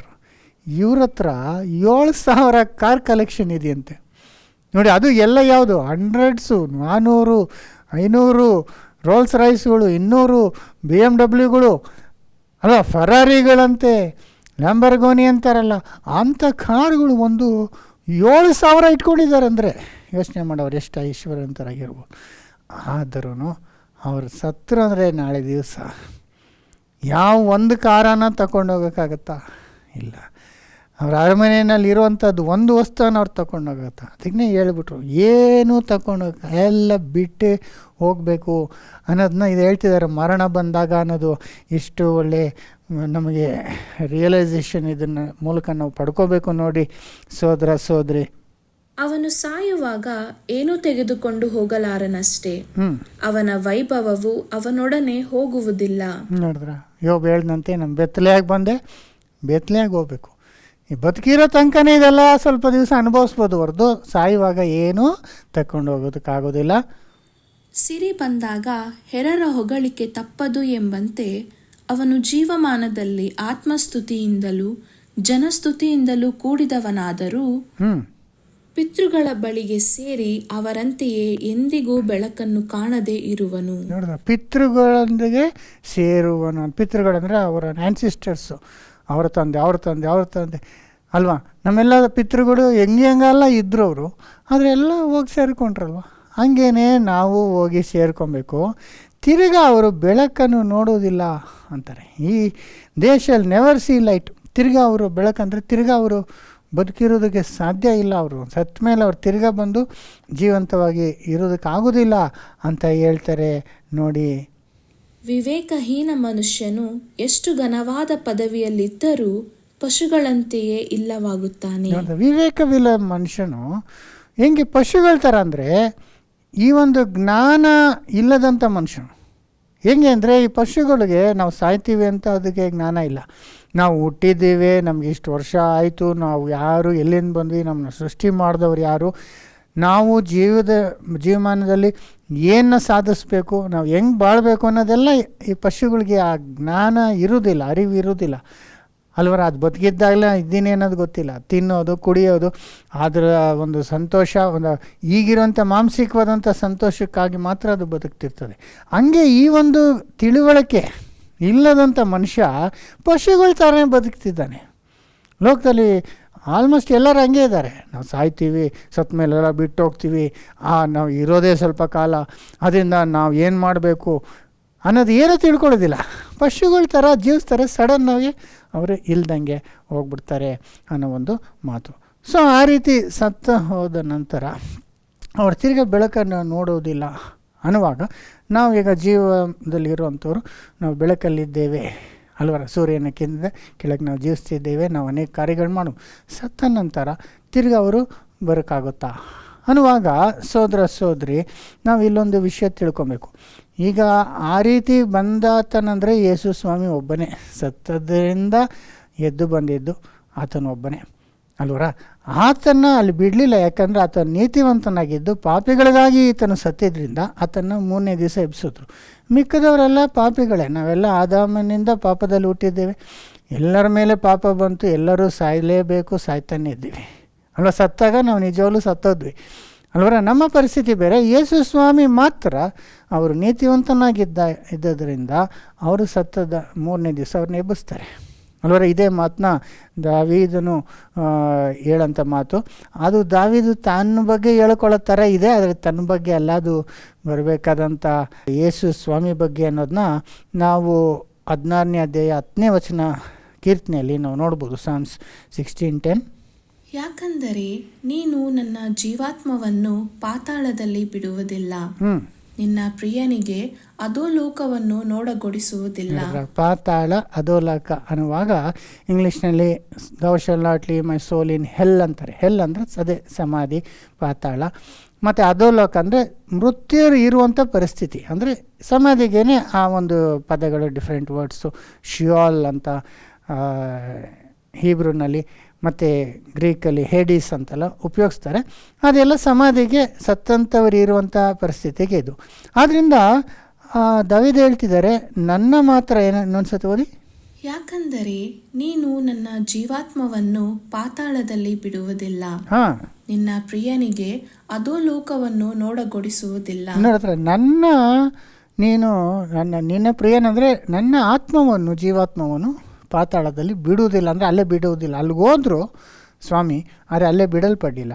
ಯಾಕಂದರೆ ಅವರು ಕೊಳೆತು ಹೋಗದ ಹಾಗೆ, ನಾಶವಾಗದಾಗಿ 3ನೇ ದಿವಸವನ್ನು ಎಬ್ಬಿಸ್ಬಿಟ್ರು. ಆಗ ಅವ್ರು ತಿರ್ಗಾ ಜೀವಂತರಾಗಿ ಬಂದು ಜೀವಿಸಿದ್ರು ಅಲ್ವರ. ಇದನ್ನು ದಾವೀದ ಹೇಳಿದ್ರು, ದಾವೀದ ಬಗ್ಗೆ ಅಲ್ಲ, ಅದು ಯೇಸು ಬಗ್ಗೆ ಹೇಳಿದ್ದಾರೆ ಪ್ರವಾದನೆಯಾಗಿ ಅಂದ್ಬಿಟ್ಟು ಅಪೊಸ್ತಲ ಕೃತ್ಯ 2ನೇ ಅಧ್ಯಾಯದಲ್ಲಿ ಪೀಟರ್ ಎಕ್ಸ್ಪ್ಲೇನ್ ಮಾಡ್ಕೊಂಡು ಬರುವಾಗ ಈ ಥರ ಹೇಳ್ತಾರೆ ನೋಡಿ. 25ರಿಂದ ಓದ್ಕೊಂಬನಿ. ಆತನ ವಿಷಯದಲ್ಲಿ ದಾವೀದನು, ಕರ್ತನು ಯಾವಾಗಲೂ ನನ್ನೆದುರಿನಲ್ಲಿರುವುದನ್ನು ನೋಡುತ್ತಿದ್ದೆನು, ನಾನು ಕದಲದಂತೆ ಆತನು ನನ್ನ ಬಲಗಡೆಯಲ್ಲಿಯೇ ಇದ್ದಾನೆ. ನೋಡಿದ್ರೆ ದಾವೀದು ಕರ್ತನ ಬಗ್ಗೆ, ಯೇಸು ಬಗ್ಗೆ ಹೇಳಿದ ಮಾತುಗಳನ್ನ ಹೇಳ್ತಿದ್ದಾರೆ. ಆದ ಕಾರಣ ನನ್ನ ಹೃದಯವು ಹರ್ಷಿಸಿತು, ನನ್ನ ನಾಲಿಗೆಯು ಉಲ್ಲಾಸ ಧ್ವನಿಯನ್ನು ಮಾಡಿತು, ನನ್ನ ಶರೀರವು ನಿರೀಕ್ಷೆಯಿಂದ ನೆಲೆಯಾಗಿರುವುದು. ಯಾಕಂದರೆ ನೀನು ನನ್ನ ಜೀವಾತ್ಮವನ್ನು ಪಾತಾಳದಲ್ಲಿ ಬಿಡುವುದಿಲ್ಲ, ನಿನ್ನ ಪ್ರಿಯನಿಗೆ ಕೊಳೆಯುವ ಅವಸ್ಥೆಯನ್ನು ನೋಡಗೊಡಿಸುವುದಿಲ್ಲ. ನೋಡಿದ್ರೆ, ನಿನ್ನ ಪ್ರಿಯನನ್ನು ಪಾತಾಳದಲ್ಲಿ ಬಿಡುವುದಿಲ್ಲ ಅಂತ ಹೇಳುವಾಗ ಈ ಮಾತು ಇದು ಆತನ ಬಗ್ಗೆ ಹೇಳ್ಕೊಂಡಿಲ್ಲ, ಬರಬೇಕಾದ ಆತನ ಕರ್ತನು ಯೇಸು ಬಗ್ಗೆ ಹೇಳಿದ್ರು ಅನ್ನೋದನ್ನ ಇಲ್ಲಿ ಅದೇ ಒಂದು ಕೊಟೇಶನ್ನ ಕೋಟ್ ಮಾಡಿ ಅದನ್ನು ಹೇಳ್ತಿದ್ದಾರೆ ನೋಡಿ. ಆಮೇಲೆ ಜೀವ ಮಾರ್ಗಗಳನ್ನು ನನಗೆ ತಿಳಿಯಪಡಿಸಿದ್ದಿ, ನಿನ್ನ ಸಮ್ಮುಖದಲ್ಲಿ ನನ್ನನ್ನು ಆನಂದಭರಿತನಾಗ ಮಾಡುವಿ ಎಂದು ಹೇಳಿದ್ದಾನೆ. ಸಹೋದರರೇ, ಮೂಲ ಪಿತೃವಾದ ದಾವೀದನ ವಿಷಯದಲ್ಲಿ ನಾನು ಧೈರ್ಯದಿಂದ ನಿಮ್ಮ ಸಂಗಡ ಮಾತಾಡಬಹುದು. ಏನೆಂದರೆ ಅವನು ತೀರಿ ಹೋಗಿ ಹೂಣಲ್ಪಟ್ಟನು, ಅವನ ಸಮಾಧಿ ಈ ದಿನದವರೆಗೂ ನಮ್ಮಲ್ಲಿ ಅದೇ. ನೋಡಿದ್ರ, ಎಷ್ಟೋ 1000 ವರ್ಷಗಳಾಗ್ಬಿಟ್ಟಿತ್ತು ದಾವೀದ್ ಸತ್ಮೇಲೆ. ಇದು ಪೀಟ್ರ್ ಹೇಳುವಾಗ ಹೇಳ್ತಾರೆ, ದಾವೀದು ಸತ್ತು ಹೂಣಲ್ಪಟ್ಟು ಆತನ ಸಮಾಧಿ ಇವಾಗವರೆಗೂ ಇದೆ ನಮ್ಮಲ್ಲಿ. ಅಂದರೆ ದಾವೀದು ತನ್ನ ಬಗ್ಗೆ ಹೇಳ್ಕೊಳ್ಳಿಲ್ಲ, ತನ್ನ ಜೀವಾತ್ಮನ ದೇವರು ಅಧೋಲೋಕದಲ್ಲಿ ಬಿಡಲಿಲ್ಲ, ಅಲ್ಲಿಂದ ಅವ್ರನ್ನ ಕಾಪಾಡಿದ್ರು ಅಂತ ತನ್ನ ಬಗ್ಗೆ ಹೇಳ್ಕೊತಿಲ್ಲ, ಅದು ಇನ್ನೊಬ್ಬರ ಬಗ್ಗೆ ಹೇಳಿದ್ರು. ಯಾಕಂದರೆ ಅವ್ರು ಇನ್ನೂ ಸತ್ತು ಅಲ್ಲೇ ಇದ್ದಾರಲ್ಲ, ಅವ್ರ ಸಮಾಧಿ ಇಲ್ಲೇ ಇದೆಯಲ್ಲ ಅಂತ ಹೇಳಿ ಏನು ಹೇಳ್ತಾರೆ ನೋಡಿ. ಅವನು ಪ್ರವಾದಿಯಾಗಿದ್ದು ನಿನ್ನ ಸಂತತಿಯವರೊಳಗೆ ಒಬ್ಬನನ್ನು ನಾನು ನಿನ್ನ ಸಿಂಹಾಸನದ ಮೇಲೆ ಕುಳ್ಳಿರಿಸುವೆನೆಂದು ತನಗೆ ದೇವರು ಆಣೆಯಿಟ್ಟು ಹೇಳಿದ್ದನ್ನು ಬಲ್ಲವನಾಗಿ, ಮುಂದಾಗುವುದನ್ನು ಕಂಡು ಕ್ರಿಸ್ತನ ಪುನರುತ್ಥಾನವನ್ನೇ ಕುರಿತು ಆತನು ಪಾತಾಳದಲ್ಲಿ ಬಿಡಲ್ಪಡಲಿಲ್ಲವೆಂತಲೂ ಆತನ ಶರೀರವು ಕೊಳೆಯುವ ಅವಸ್ಥೆಯನ್ನು ಅನುಭವಿಸುವುದಿಲ್ಲವೆಂತಲೂ ಹೇಳಿದನು. ನೋಡಿದ್ರೆ, ಆತನು ಬರಬೇಕಾದ ಕ್ರಿಸ್ತನ ಬಗ್ಗೆ ಹೇಳಿದ್ದಾನೆ. ಕ್ರಿಸ್ತನು ಪಾತಾಳದಲ್ಲಿ ಬಿಡಲ್ಪಡಲಿಲ್ಲ, ಎಬ್ಬಿಸಲ್ಪಟ್ಟನು, ಅವತ್ತನು ನಾಶವಾಗಲಿಲ್ಲ ಅಂತ ಆತನ ಬಗ್ಗೆ ಹೇಳಿದ್ದಾರೆ, ದಾವೀದ್ ಬಗ್ಗೆ ಅಲ್ಲ. ನೋಡಿದ್ರೆ, ಯಾಕೆ ನಾನು ಹೇಳ್ತಿದ್ದೀನಿ ಅಂದರೆ, ನಾವೆಲ್ಲರೂ ಸತ್ತರೆ ಸಮಾಧಿಗೆ ಹೋದರೆ ಅಷ್ಟೇ ಮುಗೀತು, ನಾವು ಅಲ್ಲೇ ನಾಶ ಆಗಿ ಕೊಳೆತು ಹೋಗ್ತೀವಿ. ಯೇಸು ಸ್ವಾಮಿ ಮಾತ್ರ ಅವರು ಅಲ್ಲಿಂದ ಎಬ್ಬಿಸಲ್ಪಟ್ರು ಅನ್ನೋ ವಿಷಯ. ಈ ಯೇಸುವನ್ನೇ ದೇವರು ಎಬ್ಬಿಸಿದನು, ಇದಕ್ಕೆ ನಾವೆಲ್ಲರೂ ಸಾಕ್ಷಿಗಳಾಗಿದ್ದೇವೆ. ಆತನು ದೇವರ ಬಲಗೈಯಿಂದ ಉನ್ನತ ಸ್ಥಾನಕ್ಕೆ ಏರಿಸಲ್ಪಟ್ಟು ವಾಗ್ದಾನವಾಗಿದ್ದ ಪವಿತ್ರಾತ್ಮ ವರವನ್ನು ತಂದೆಯಿಂದ ಹೊಂದಿ ನೀವು ನೋಡಿ ಕೇಳುವುದನ್ನು ಸುರಿಸಿದ್ದಾನೆ. ಇದೆಲ್ಲ ದಾವೀದಿಗೆ ಅಪ್ಲೈ ಆಗಲಿಲ್ಲ, ಯೇಸು ಬಗ್ಗೆ ದಾವೀದ್ ಬರೆದಿದ್ದಾನೆ. ಅದರಿಂದ ಯೇಸು ಎಬ್ಬಿಸಿದ್ದಾರೆ. ಆತನು ಎದ್ದು ಪರಲೋಕಕ್ಕೆ ಹೋಗಿ ಅಲ್ಲಿ ದೇವರ ಬಲಪಕ್ಷದಲ್ಲಿ ಕೂತಿದ್ದಾರೆ ಅಂತ ಯೇಸು ಬಗ್ಗೆ ಹೇಳಿ, ಆಮೇಲೆ ದಾವೀದ್ ಬಗ್ಗೆ ತಿರುಗಿ ಹೇಳುವಾಗ ಏನು ಹೇಳ್ತಾರೆ ನೋಡಿ. ದಾವೀದನು ಆಕಾಶಕ್ಕೆ ಏರಿ ಹೋಗಲಿಲ್ಲವಲ್ಲ, ತಾನೇ ಹೇಳುವ ಮಾತೇನೆಂದರೆ, ನಾನು ನಿನ್ನ ವಿರೋಧಿಗಳನ್ನು ನಿನ್ನ ಪಾದಗಳಿಗೆ ಪೀಠವಾಗಿ ಮಾಡುವ ತನಕ ನನ್ನ ಬಲಗಡೆಯಲ್ಲಿ ಕೂತುಕೊಂಡಿರು ಎಂದು ಕರ್ತನು ನನ್ನ ಒಡೆಯನಿಗೆ ನುಡಿದನು ಎಂಬುದೇ. ಕರ್ತನು ನನ್ನ ಒಡೆಯನಿಗೆ ಅಂದರೆ ದೇವರು ಯೇಸು ಬಗ್ಗೆ ಹೇಳಿರೋದು. ಆದರೆ ದಾವೀದನು ಪರಲೋಕಕ್ಕೆ ಏರಿ ಹೋಗಿಲ್ಲ, ಯಾರೂ ಹೋಗಿಲ್ಲ ರೀ, ಸತ್ತವರೆಲ್ಲ ಸಮಾಧಿಲೇ ಇದ್ದಾರೆ. ಅವರ ನಿಜವಾಗಲೂ ಯೇಸು 2ನೇ ಸರಿ ಬರುವಾಗ ಅವರನ್ನು ಸಮಾಧಿಯಿಂದ ಎಬ್ಬಿಸುವನು ಅಲ್ವಾ. ಇದ್ರ ಬಗ್ಗೆ ನಾವು ಆಲ್ರೆಡಿ ತಿಳ್ಕೊಂಡಿದ್ದೀವಿ, ಇನ್ನು ನೆಕ್ಸ್ಟ್ ಕ್ಲಾಸಲ್ಲಿ ಕೂಡ ಇನ್ನು ತಿಳ್ಕೊಳ್ಳೋಣ. ಯೇಸು ಪುನಃ 2ನೇ ಸಾರಿ ಭೂಮಿಗೆ ಮಹಿಮೆಯಿಂದ ಬರುವಾಗ ಆಗ ಆತನು ನೂತನ ಆಕಾಶ ನೂತನ ಭೂಮಿಯಲ್ಲಿ ಆತನ ರಾಜ್ಯವನ್ನು ಸ್ಥಾಪಿಸುವಾಗ ಆಗ ಸತ್ತವರನ್ನ ತಿರ್ಗಾ ಎಬ್ಬಿಸ್ತಾರೆ. ಆದರೆ ಅಲ್ಲಿ ತನಕ ಸತ್ತವರು ಸಮಾಧಿಗಳಲ್ಲೇ ಇದ್ದಾರೆ ಅಲ್ವರ. ಈವನ್ ಅಪೋಸ್ತಲ್ಸ್ ಆಗಲಿ, ನೀತಿವಂತರಾಗಲಿ, ಕೆಟ್ಟವರು ಒಳ್ಳೆಯವರು ಎಲ್ಲರೂ ಸಮಾಧಿಯಲ್ಲಿ. ಯಾಕಂದರೆ ಆತನು ಬರುವಾಗಲೇ ಆತನ ಪ್ರಧಾನ ದೂತನ ಶಬ್ದದೊಡನೆ ಇಳಿದು ಬರುವಾಗ ಆ ಕ್ರಿಸ್ತನಲ್ಲಿ ಸತ್ತವರು ಎದ್ದೋಳವರು, ಇನ್ನು ಬದುಕಿರುವಂಥವರು ಮಾರ್ಪಡುವರು. ಆಗಲೇ ಆತನ ಶಬ್ದವನ್ನು ಕೇಳಿ ಸಮಾಧಿಯಲ್ಲಿರೋರೆಲ್ಲರೂ ಹೊರಗೆ ಬರುವರು ಅಂತ ನಾವು ನೋಡ್ತೀವಿ. ಸೊ ಅಲ್ಲಿ ತನಕ ಸಹೋದರ ಸಹೋದರಿ, ಸತ್ತವರು ಆಚೆ ಬರುವುದಕ್ಕಾಗಲ್ಲ. ತಿರ್ಗಾ ಜೀವಿತರ ಮಧ್ಯದಲ್ಲಿ ಅವರು ಬಂದು ಜೀವಿಸೋದಕ್ಕೆ ಆಗುವುದೇ ಇಲ್ಲ. ಆತ್ಮ ಏನಾಯಿತು ಅಂದರೆ, ಆತ್ಮದ ಬಗ್ಗೆ ನಾವು ಅದನ್ನು ಡಾಕ್ಟ್ರಿನ್ ಕ್ಲಾಸ್ನ ಸಪ್ರೇಟಾಗಿ ನಾವು ಮಾಡಿದ್ದೇವೆ ನಮ್ಮ ಯೂಟ್ಯೂಬ್ ಚಾನಲ್ನಲ್ಲಿ. ನೀವು ಬೈಬಲ್ ಸ್ಟಡಿ ಅನ್ನೋ ಪ್ಲೇ ಲಿಸ್ಟಲ್ಲಿ ನೀವು ಕೆಳಗೆ ನೋಡ್ತಾ ಬಂದರೆ ಆತ್ಮ ಅಂದ್ರೇನು, ಅದು ಯಾವ ರೀತಿ ಆತ್ಮ ಅಂದರೆ ಮನುಷ್ಯನೇ ಆತ್ಮ ಆಗಿದ್ದಾನೆ. ಮನುಷ್ಯನೊಳಗೊಂದು ಆತ್ಮ ಇಲ್ಲ, ಮನುಷ್ಯನೇ ಜೀವಾತ್ಮ. ಶರೀರ ಇರಬೇಕು, ಉಸಿರು ಇರಬೇಕು, ಅದೆರಡು ಇದ್ದರೆ ಅವನು ಜೀವಾತ್ಮ. ಸತ್ತಾಗ ಅವನು ಆತ್ಮನೇ ಸತ್ತೋಗುತ್ತೆ, ಇನ್ನು ಆತ್ಮನೇ ಇಲ್ಲ ಅಲ್ವರ. ಜೀವ ಆತ್ಮ ಇಲ್ಲ, ಬೇರೆ ಆಗೋಯ್ತು, ಶರೀರ ಇಲ್ಲ, ಅದೆರಡು ಸೇರಿದ್ರೇ ಆತ್ಮ. ಅವನು ಸತ್ತಾಗ ಇನ್ನು ಅವನೇ ಆತ್ಮನೇ ಇಲ್ಲ, ಅವನ ಆತ್ಮನೇ ನಾಶ ಆಗೋಯ್ತು ಅನ್ನೋದ್ರ ಬಗ್ಗೆ ನಾವು ಕ್ಲಿಯರಾಗಿ ಬೈಬಲ್ ಆಧಾರದಿಂದ ಎಕ್ಸ್ಪ್ಲೇನ್ ಮಾಡಿದ್ವಿ. ಎಷ್ಟೊಂದು ಕ್ಲಾಸಸ್ ಇದೆ. ಆದರೆ ಈಗ ನಾವು ರೈಟ್ ನಾವು ಇದನ್ನು ಏನು ತಿಳ್ಕೊಬೇಕಂದ್ರೆ, ನಾವು ಸಾಯುವ ತನಕ ನಾವು ಬೆಳಕಿನಲ್ಲಿ ಇದ್ದು ನಾವು ಅನೇಕ ಕಾರ್ಯಗಳು ಮಾಡ್ಬೋದು. ಆದರೆ ಸತ್ತ ನಂತರ ನಾವು ತಿರ್ಗಾ ಬಂದು ಏನು ಮಾಡೋದಕ್ಕಾಗಲ್ಲ. ಪುನರುತ್ಥಾನದಲ್ಲಿ ಕಡೆಯ ದಿವಸದಲ್ಲಿ ಯೇಸು ಎರಡನೇ ಬರುವಿಕೆಯಲ್ಲಿ ದೇವರ ರಾಜ್ಯದಲ್ಲಿ ಪುನರುತ್ಥಾನ ಇದೆ ಹೊರತು ಅದಕ್ಕೆ ಮುಂಚಿತವಾಗಿ ನಾವು ತಿರ್ಗಾ ಬಂದು ಏನು ಮಾಡೋಕ್ಕಾಗೋದಿಲ್ಲ ಅನ್ನೋದನ್ನ ನಾವು ತಿಳ್ಕೊಬೇಕು. ಯಾಕಂದರೆ ಹಿಂದೂಗಳು ಏನು ನಂಬಿದ್ದಾರೆ ಅಂದರೆ, ಮನುಷ್ಯನಿಗೆ ಸಾವಿಲ್ಲ, ಆತ್ಮಗೆ ಸಾವಿಲ್ಲ. ಸಾಯುವಂಥ ಒಂದು ಕ್ಷಣವೇ ಅವನು ತಿರ್ಗಾ ಹುಡ್ತಾನೆ ಅಲ್ವ, ತಿರ್ಗಾ ಬೇರೆಯವನಾಗಿ ಬೇರೆ ಜನ್ಮದಲ್ಲಿ ಹುಟ್ಟುತ್ತಾನೆ. ಪುನರಿತಿ ಮರಣಂ ಪುನರಿತಿ ಜನನಂ ಅಂತ ಹೇಳ್ತಾರೆ. ಮರಣ ಆಗ್ತಾನೆ ತಿರ್ಗಾ ಜನ್ಮ ಆಗ್ತದೆ. ಈ ಥರ ಎಷ್ಟೋ ಕೋಟಿ ಜನ್ಮಗಳು ಅವನು ಹುಡ್ತಾನೇ ಇರ್ತಾನೆ.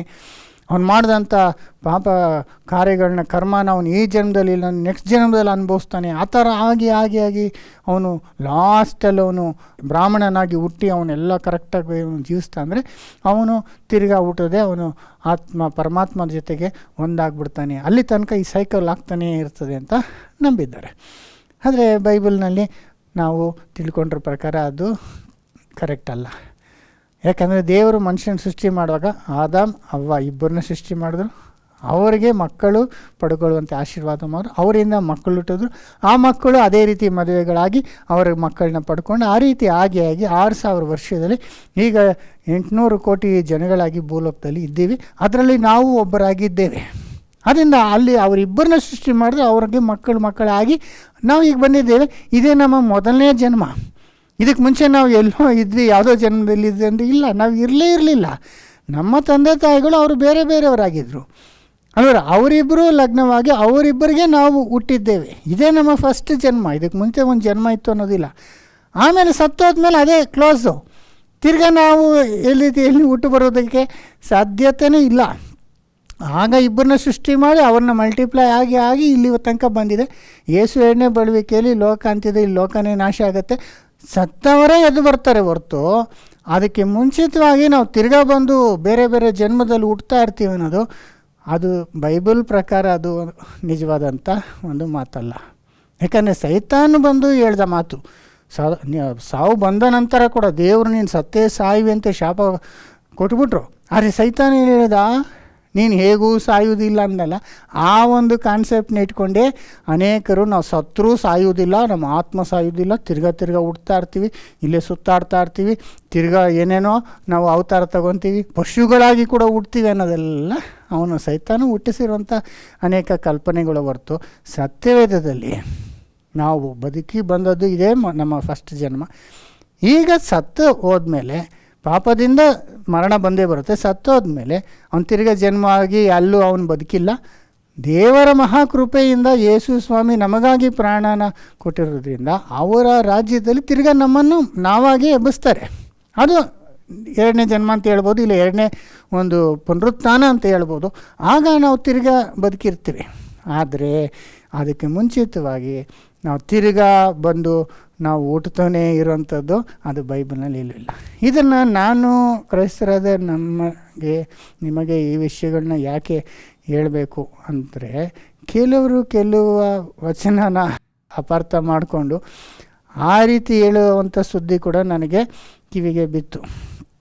ನಮ್ಮಿಂದ ಹೋದಂಥ ನಮ್ಮ ಸ್ಟೂಡೆಂಟ್ಸಲ್ಲೇ ಕೆಲವರು ಬೋಧಕರುಗಳಾಗಿದ್ದಾರೆ.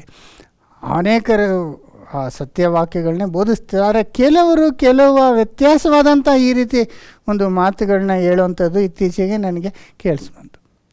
ಏನಂದರೆ, ಸತ್ತ ನಂತರ ತಿರ್ಗಾ ಅವ್ರು ಹುಟ್ತಾನೆ ಇರ್ತಾರೆ ಅಂತ ಕ್ರೈಸ್ತರು ಹೇಳೋಂಥ ಮಾತಾಗಿದೆ.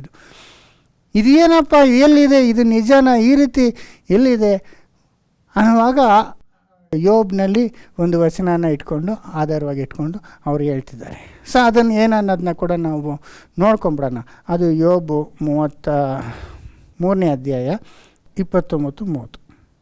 ನೋಡು, ಮನುಷ್ಯನ ಆತ್ಮವು ಅಧೋಲೋಕದಿಂದ ಹಿಂದಿರುಗಿ ಜೀವಲೋಕದ ಬೆಳಕನ್ನು ಅನುಭವಿಸುವಂತೆ ದೇವರು 2 ಸಾರಿಯಲ್ಲದೆ 3 ಸಾರಿ ಈ ಕಾರ್ಯಗಳನ್ನೆಲ್ಲ ಮಾಡುವನು. ನೋಡಿದ್ರ ಈ ಮಾತು ಏನಂದರೆ, ಇಲ್ಲಿ ತಿರ್ಗೋದಿ, ನೋಡು, ಮನುಷ್ಯನ ಆತ್ಮವು ಅಧೋಲೋಕದಿಂದ ಹಿಂದಿರುಗಿ, ನೋಡಿ, ಮನುಷ್ಯನ ಆತ್ಮವು ಅಧೋಲೋಕದಿಂದ ಹಿಂದಿರುಗಿ ಜೀವಲೋಕದ ಬೆಳಕನ್ನು ಅನುಭವಿಸುವಂತೆ ದೇವರು 2 ಸಾರಿಯಲ್ಲದೆ 3 ಸಾರಿ ಈ ಕಾರ್ಯಗಳನ್ನೆಲ್ಲ ಮಾಡುವನು. ಅಂದರೆ ಇದನ್ನಿಟ್ಕೊಂಡು ಸತ್ತ ನಂತರ ಅಧೋಲೋಕದಿಂದ ಸತ್ತ ನಂತರ ಕೂಡ ಜನಗಳು ತಿರ್ಗಾ ಹುಟ್ಟುತ್ತಾರೆ, 2 ಸತಿ ಇಲ್ಲ 3 ಸತಿ ಅಂತ ಹೇಳೋಂಥವ್ರು ಇದ್ದಾರೆ. ಇದು 2 ಸತಿ 3 ಸತಿ ಅನ್ನೋದು ಕನ್ನಡದಲ್ಲಿ ಮಾತ್ರ ಈ ಥರ ಬರ್ತದೆ ಟ್ರಾನ್ಸ್ಲೇಷನು. ಇಂಗ್ಲೀಷಲ್ಲಿ ನೋಡಿದ್ರೆ ಆಫ್ಟನ್ ಟೈಮ್ಸ್ ಅಂತ ಬರ್ತದೆ. ಆಫ್ಟನ್ ಅಂದರೆ ತಿರ್ಗಾ ಅಂತ, 2 3 ಅನ್ನೋದು ಕನ್ನಡದಲ್ಲಿ ಅವ್ರು ಆ ಥರ ಇದು ಮಾಡ್ಕೊಂಡಿದ್ದಾರೆ ಹೊರತು, ಅದು ಆ ಥರ ಅದನ್ನು ಆಧಾರ ಇಟ್ಕೊಂಡು ಮನುಷ್ಯ ಸತ್ತ ಮೇಲೆ ಕೂಡ ಅವನು ಸರಿಗೆ ಬದುಕಿಲ್ಲ ಅಂದರೆ ಅವನು ತಿರ್ಗಾ ಹುಟ್ಟಿ ಅದನ್ನು ಸರಿಪಡಿಸ್ಕೊಳ್ಳುವಂತೆ ತಿರ್ಗಾ ಹುಟ್ತಿರ್ತಾನೆ ಅಂತ ಕ್ರೈಸ್ತರು ಬೈಬಲ್ನ ಆಧಾರವಾಗಿ ಇಟ್ಕೊಂಡು ಹೇಳೋಂಥದ್ದು ಕೂಡ ನಾವು ಕೇಳಿಸ್ಕೊಳ್ತಿದ್ದೇವೆ. ಹಾಗಿದ್ರೆ ಇದು ನಿಜಾನಾ ಸಹೋದರಿ? ಇಲ್ಲಿ ನಾವು ಭಾಳ ಕೇರ್ಫುಲ್ಲಾಗಿ ಅರ್ಥ ಮಾಡ್ಕೊಬೇಕಾದ್ರ ವಿಷಯ ಏನಂದರೆ, ಫಸ್ಟ್ ಆಫ್ ಆಲು ಈ ಟ್ರಾನ್ಸ್ಲೇಷನ್ಗಳು ಈ ಕನ್ನಡ ತಮಿಳು ಇವೆಲ್ಲ ಲೋಕಲ್ ನಮ್ಮಲ್ಲಿ ಮಾಡ್ಕೊಂಡಿರೋದು. ಆದರೆ ಇಂಗ್ಲೀಷಲ್ಲಿ ನೋಡುವಾಗ ಭಾಳ ಸ್ಕಾಲರ್ಸು ಸೇರಿಕೊಂಡು ಮಾಡಿದ್ದಾರೆ. ಆದರೂ ಕೂಡ ಇಂಗ್ಲೀಷಲ್ಲಿ ಕೂಡ ಟ್ರಾನ್ಸ್ಲೇಷನಲ್ಲಿ ಎಷ್ಟೊಂದು ಮಿಸ್ಟೇಕ್ಗಳು ಕೂಡ ಬರ್ತಾನೆ ಇರ್ತದೆ, ನಾವು ನೋಡ್ಕೊಂಡೇ ಇದ್ದೀವಿ. ಆದರೆ ಸೋದರಿ ಅದು ಒಂದು ಟ್ರಾನ್ಸ್ಲೇಷನ್ನಲ್ಲಿ ಆ ರೀತಿ ಮಾಡಿರೋದಾಗಿರ್ಬೋದು, ಇಲ್ಲಾಂದರೆ ಆ ವಾಕ್ಯವೇ ತಪ್ಪಾಗಿದೆ ಎಂಬುದನ್ನು ಕೂಡ ನಾವು ತಿಳ್ಕೊಬೋದು. ಯಾಕೆಂದರೆ ಈಗ ಈ ವರ್ಡಿಂಗ್ಸ್ ಎಲ್ಲ ಇಟ್ಕೊಂಡು ಸೆಂಟೆನ್ಸ್ ಮಾಡ್ತಾರಲ್ಲ, ಅದರಲ್ಲಿ ಸ್ವಲ್ಪ ಹೆಚ್ಚು ಕಮ್ಮಿ ಆದರೂ ಬೇರೆ ಮೀನಿಂಗ್ ಬಂದುಬಿಡುತ್ತೆ. ಅದಕ್ಕೆ ನಾವು ಏನು ಮಾಡಬೇಕು, ಯಾವಾಗಲೂ ಕಾಂಟೆಕ್ಸ್ಟಿಂದ ನೋಡಬೇಕು, ಮೇಲಿಂದ ಓದ್ಕೊಂಬರ್ಬೇಕು. ಈ ಒಂದು ವಾಕ್ಯನ ಹೇಳಿದಾರಲ್ಲ, ಅದನ್ನು ಮೇಲಿಂದ ಓದ್ಕೊಂಬರುವಾಗಲೇ ನಮಗೆ ಎಕ್ಸಾಕ್ಟಾಗಿ ಗೊತ್ತಾಗತ್ತೆ. ಇಲ್ಲಿ ಏನು ಹೇಳ್ತಿದ್ದಾರೆ ಅಂದರೆ ನೋಡಿ, 24ನೇ ವಚನ ನೋಡಿ. ದೇವರು ಒಂದು ವೇಳೆ ಆ ಮನುಷ್ಯನಿಗೆ ಮೆಚ್ಚಿ ಈಡು ಸಿಕ್ಕಿತು, ಅಧೋಲೋಕಕ್ಕೆ ಇಳಿಯದಂತೆ ಇವನನ್ನು ರಕ್ಷಿಸು ಎಂದು ಅಪ್ಪಣೆ ಕೊಟ್ಟರೆ. ನೋಡಿದ್ರ, ಇದೇನಂದ್ರೆ ಎಲ್ಲರೂ ಸತ್ತು ಅಧೋಲೋಕಕ್ಕೆ ಹೋಗ್ತದೆ. ಅಧೋಲೋಕ ಅಂದರೆ ಪಾತಾಳ ಅಂದರೆ ಸಮಾಧಿಗೆ. ಆದರೆ ಒಂದು ವೇಳೆ ದೇವರು ಇವನು ಮಾಡಿರೋಂಥ ತಪ್ಪಿಗೆ ಈಡು ಸಿಕ್ಕಿತು ಅಂತ ಹೇಳಿದ್ರೆ ಅವನು ಪಾತಾಳಕ್ಕೆ ಹೋಗದಾಗೆ, ಅಧೋಲೋಕಕ್ಕೆ ಹೋಗದಾಗೆ ಅವನನ್ನು ಕಾಪಾಡ್ಬೋದು ಅಂತ. ಅಂದರೆ ದೇವರು ಎಷ್ಟೋ ಸತಿ ನಮ್ಮನ್ನು ಮರಣದಿಂದ ರಕ್ಷಿಸ್ತಾ ಇರ್ತಾರಲ್ಲ, ಅದು ಮೀನಿಂಗು. ಇಂಗ್ಲೀಷಲ್ಲಿ ನಾವು ನೋಡಬೇಕಂದ್ರೆ, then he is gracious unto him and saith deliver him from going down to the pit. Deliver from the pit ಅಂದರೆ ಅಧೋಲೋಕದಿಂದ ನನ್ನ ಆತ್ಮವನ್ನು ರಕ್ಷಿಸ್ತಾನೆ ಅಂದರೆ ಅರ್ಥ ಏನು, ಅಧೋಲೋಕಕ್ಕೆ ಹೋಗದ ಹಾಗೆ ನನ್ನನ್ನು ರಕ್ಷಿಸ್ತಾರೆ ಅಂತ.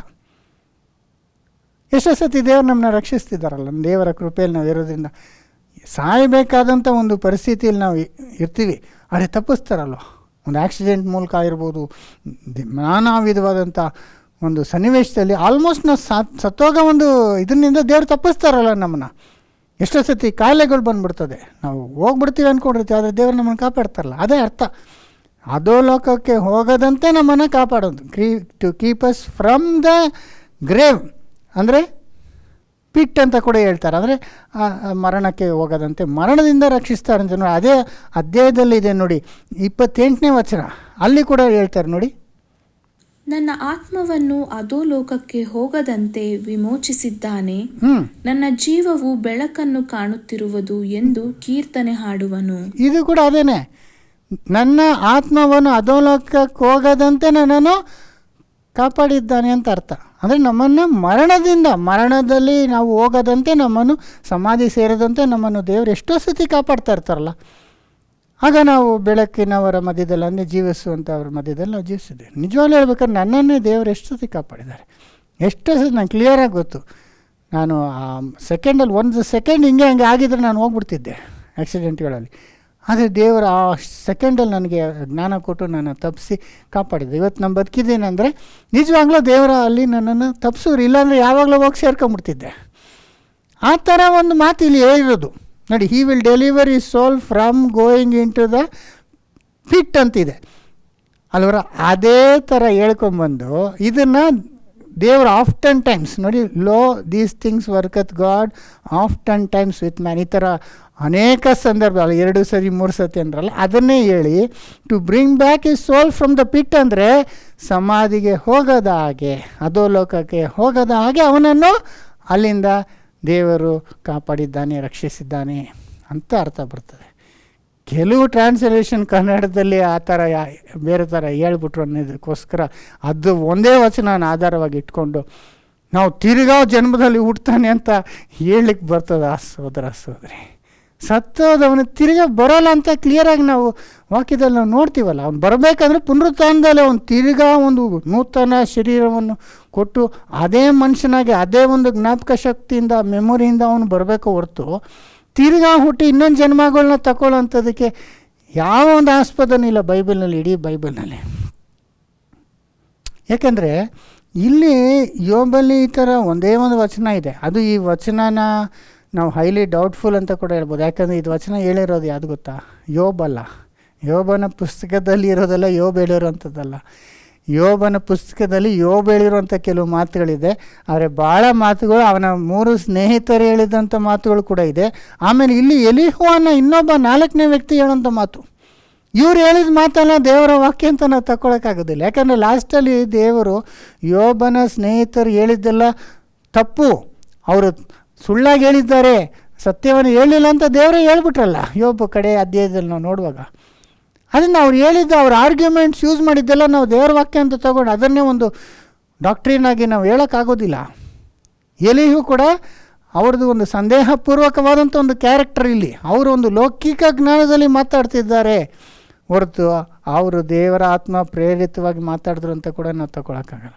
ಯಾಕಂದರೆ ಇದೇ ಯೋಬನಲ್ಲಿ ಯೋಬೇ ಏನು ಹೇಳ್ತಾರೆ, ಸತ್ತ ನಂತರ ಮನುಷ್ಯ ತಿರ್ಗಾ ಅವನು ಬರೋಕ್ಕಾಗ್ತದ ನೋಡಿ. ಯೋಬೆ ಹೇಳ್ತಾರೆ ನೋಡಿ 7ನೇ ಅಧ್ಯಾಯ 9-10. ಮೋಡ ಹರಿದು ಮಾಯವಾಗುವಂತೆ ಪಾತಾಳಕ್ಕೆ ಹಿಡಿದು ಹೋದವನು ತಿರುಗಿ ಬರುವುದಿಲ್ಲ. ಹೇಳ್ಬಿಟ್ರಲ್ಲ, ಅದೇ ಯೋಬ ಹೇಳ್ತಿರೋ ಮಾತು. ಪಾತಾಳಕ್ಕೆ ಹೋದವನು ಮೋಡ ಕರಗಿ ಹೋದಂಗೆ ತಿರುಗಿ ಬರುವುದಿಲ್ಲ, ಅವನು ತನ್ನ ಮನೆಗೆ ಪುನಃ ಸೇರುವುದಿಲ್ಲ, ಇನ್ನು ಮೇಲೆ ಅವನ ನಿವಾಸವು ಅವನನ್ನು ತಿಳಿಯುವುದಿಲ್ಲ. ನೋಡಿದ್ರ, ಅವನು ತಿರ್ಗಾ ಮನೆಗೂ ಬರೋದಿಲ್ಲ, ಅವನು ತಿರ್ಗಾ ಹುಟ್ಟೋದಕ್ಕೂ ಆಗೋದಿಲ್ಲ, ಅವನು ತಿರ್ಗಾ ಇನ್ನೊಂದು ಜನ್ಮ ಬರೋದಕ್ಕೆ ಇಲ್ಲ. ಅವನು ಮೋಡ ಕರಗಿ ಹೋದ ಹಾಗೆ ಪಾತಾಳಕ್ಕೆ ಹೋದವನು ತಿರುಗಿ ಬರುವುದೇ ಇಲ್ಲ.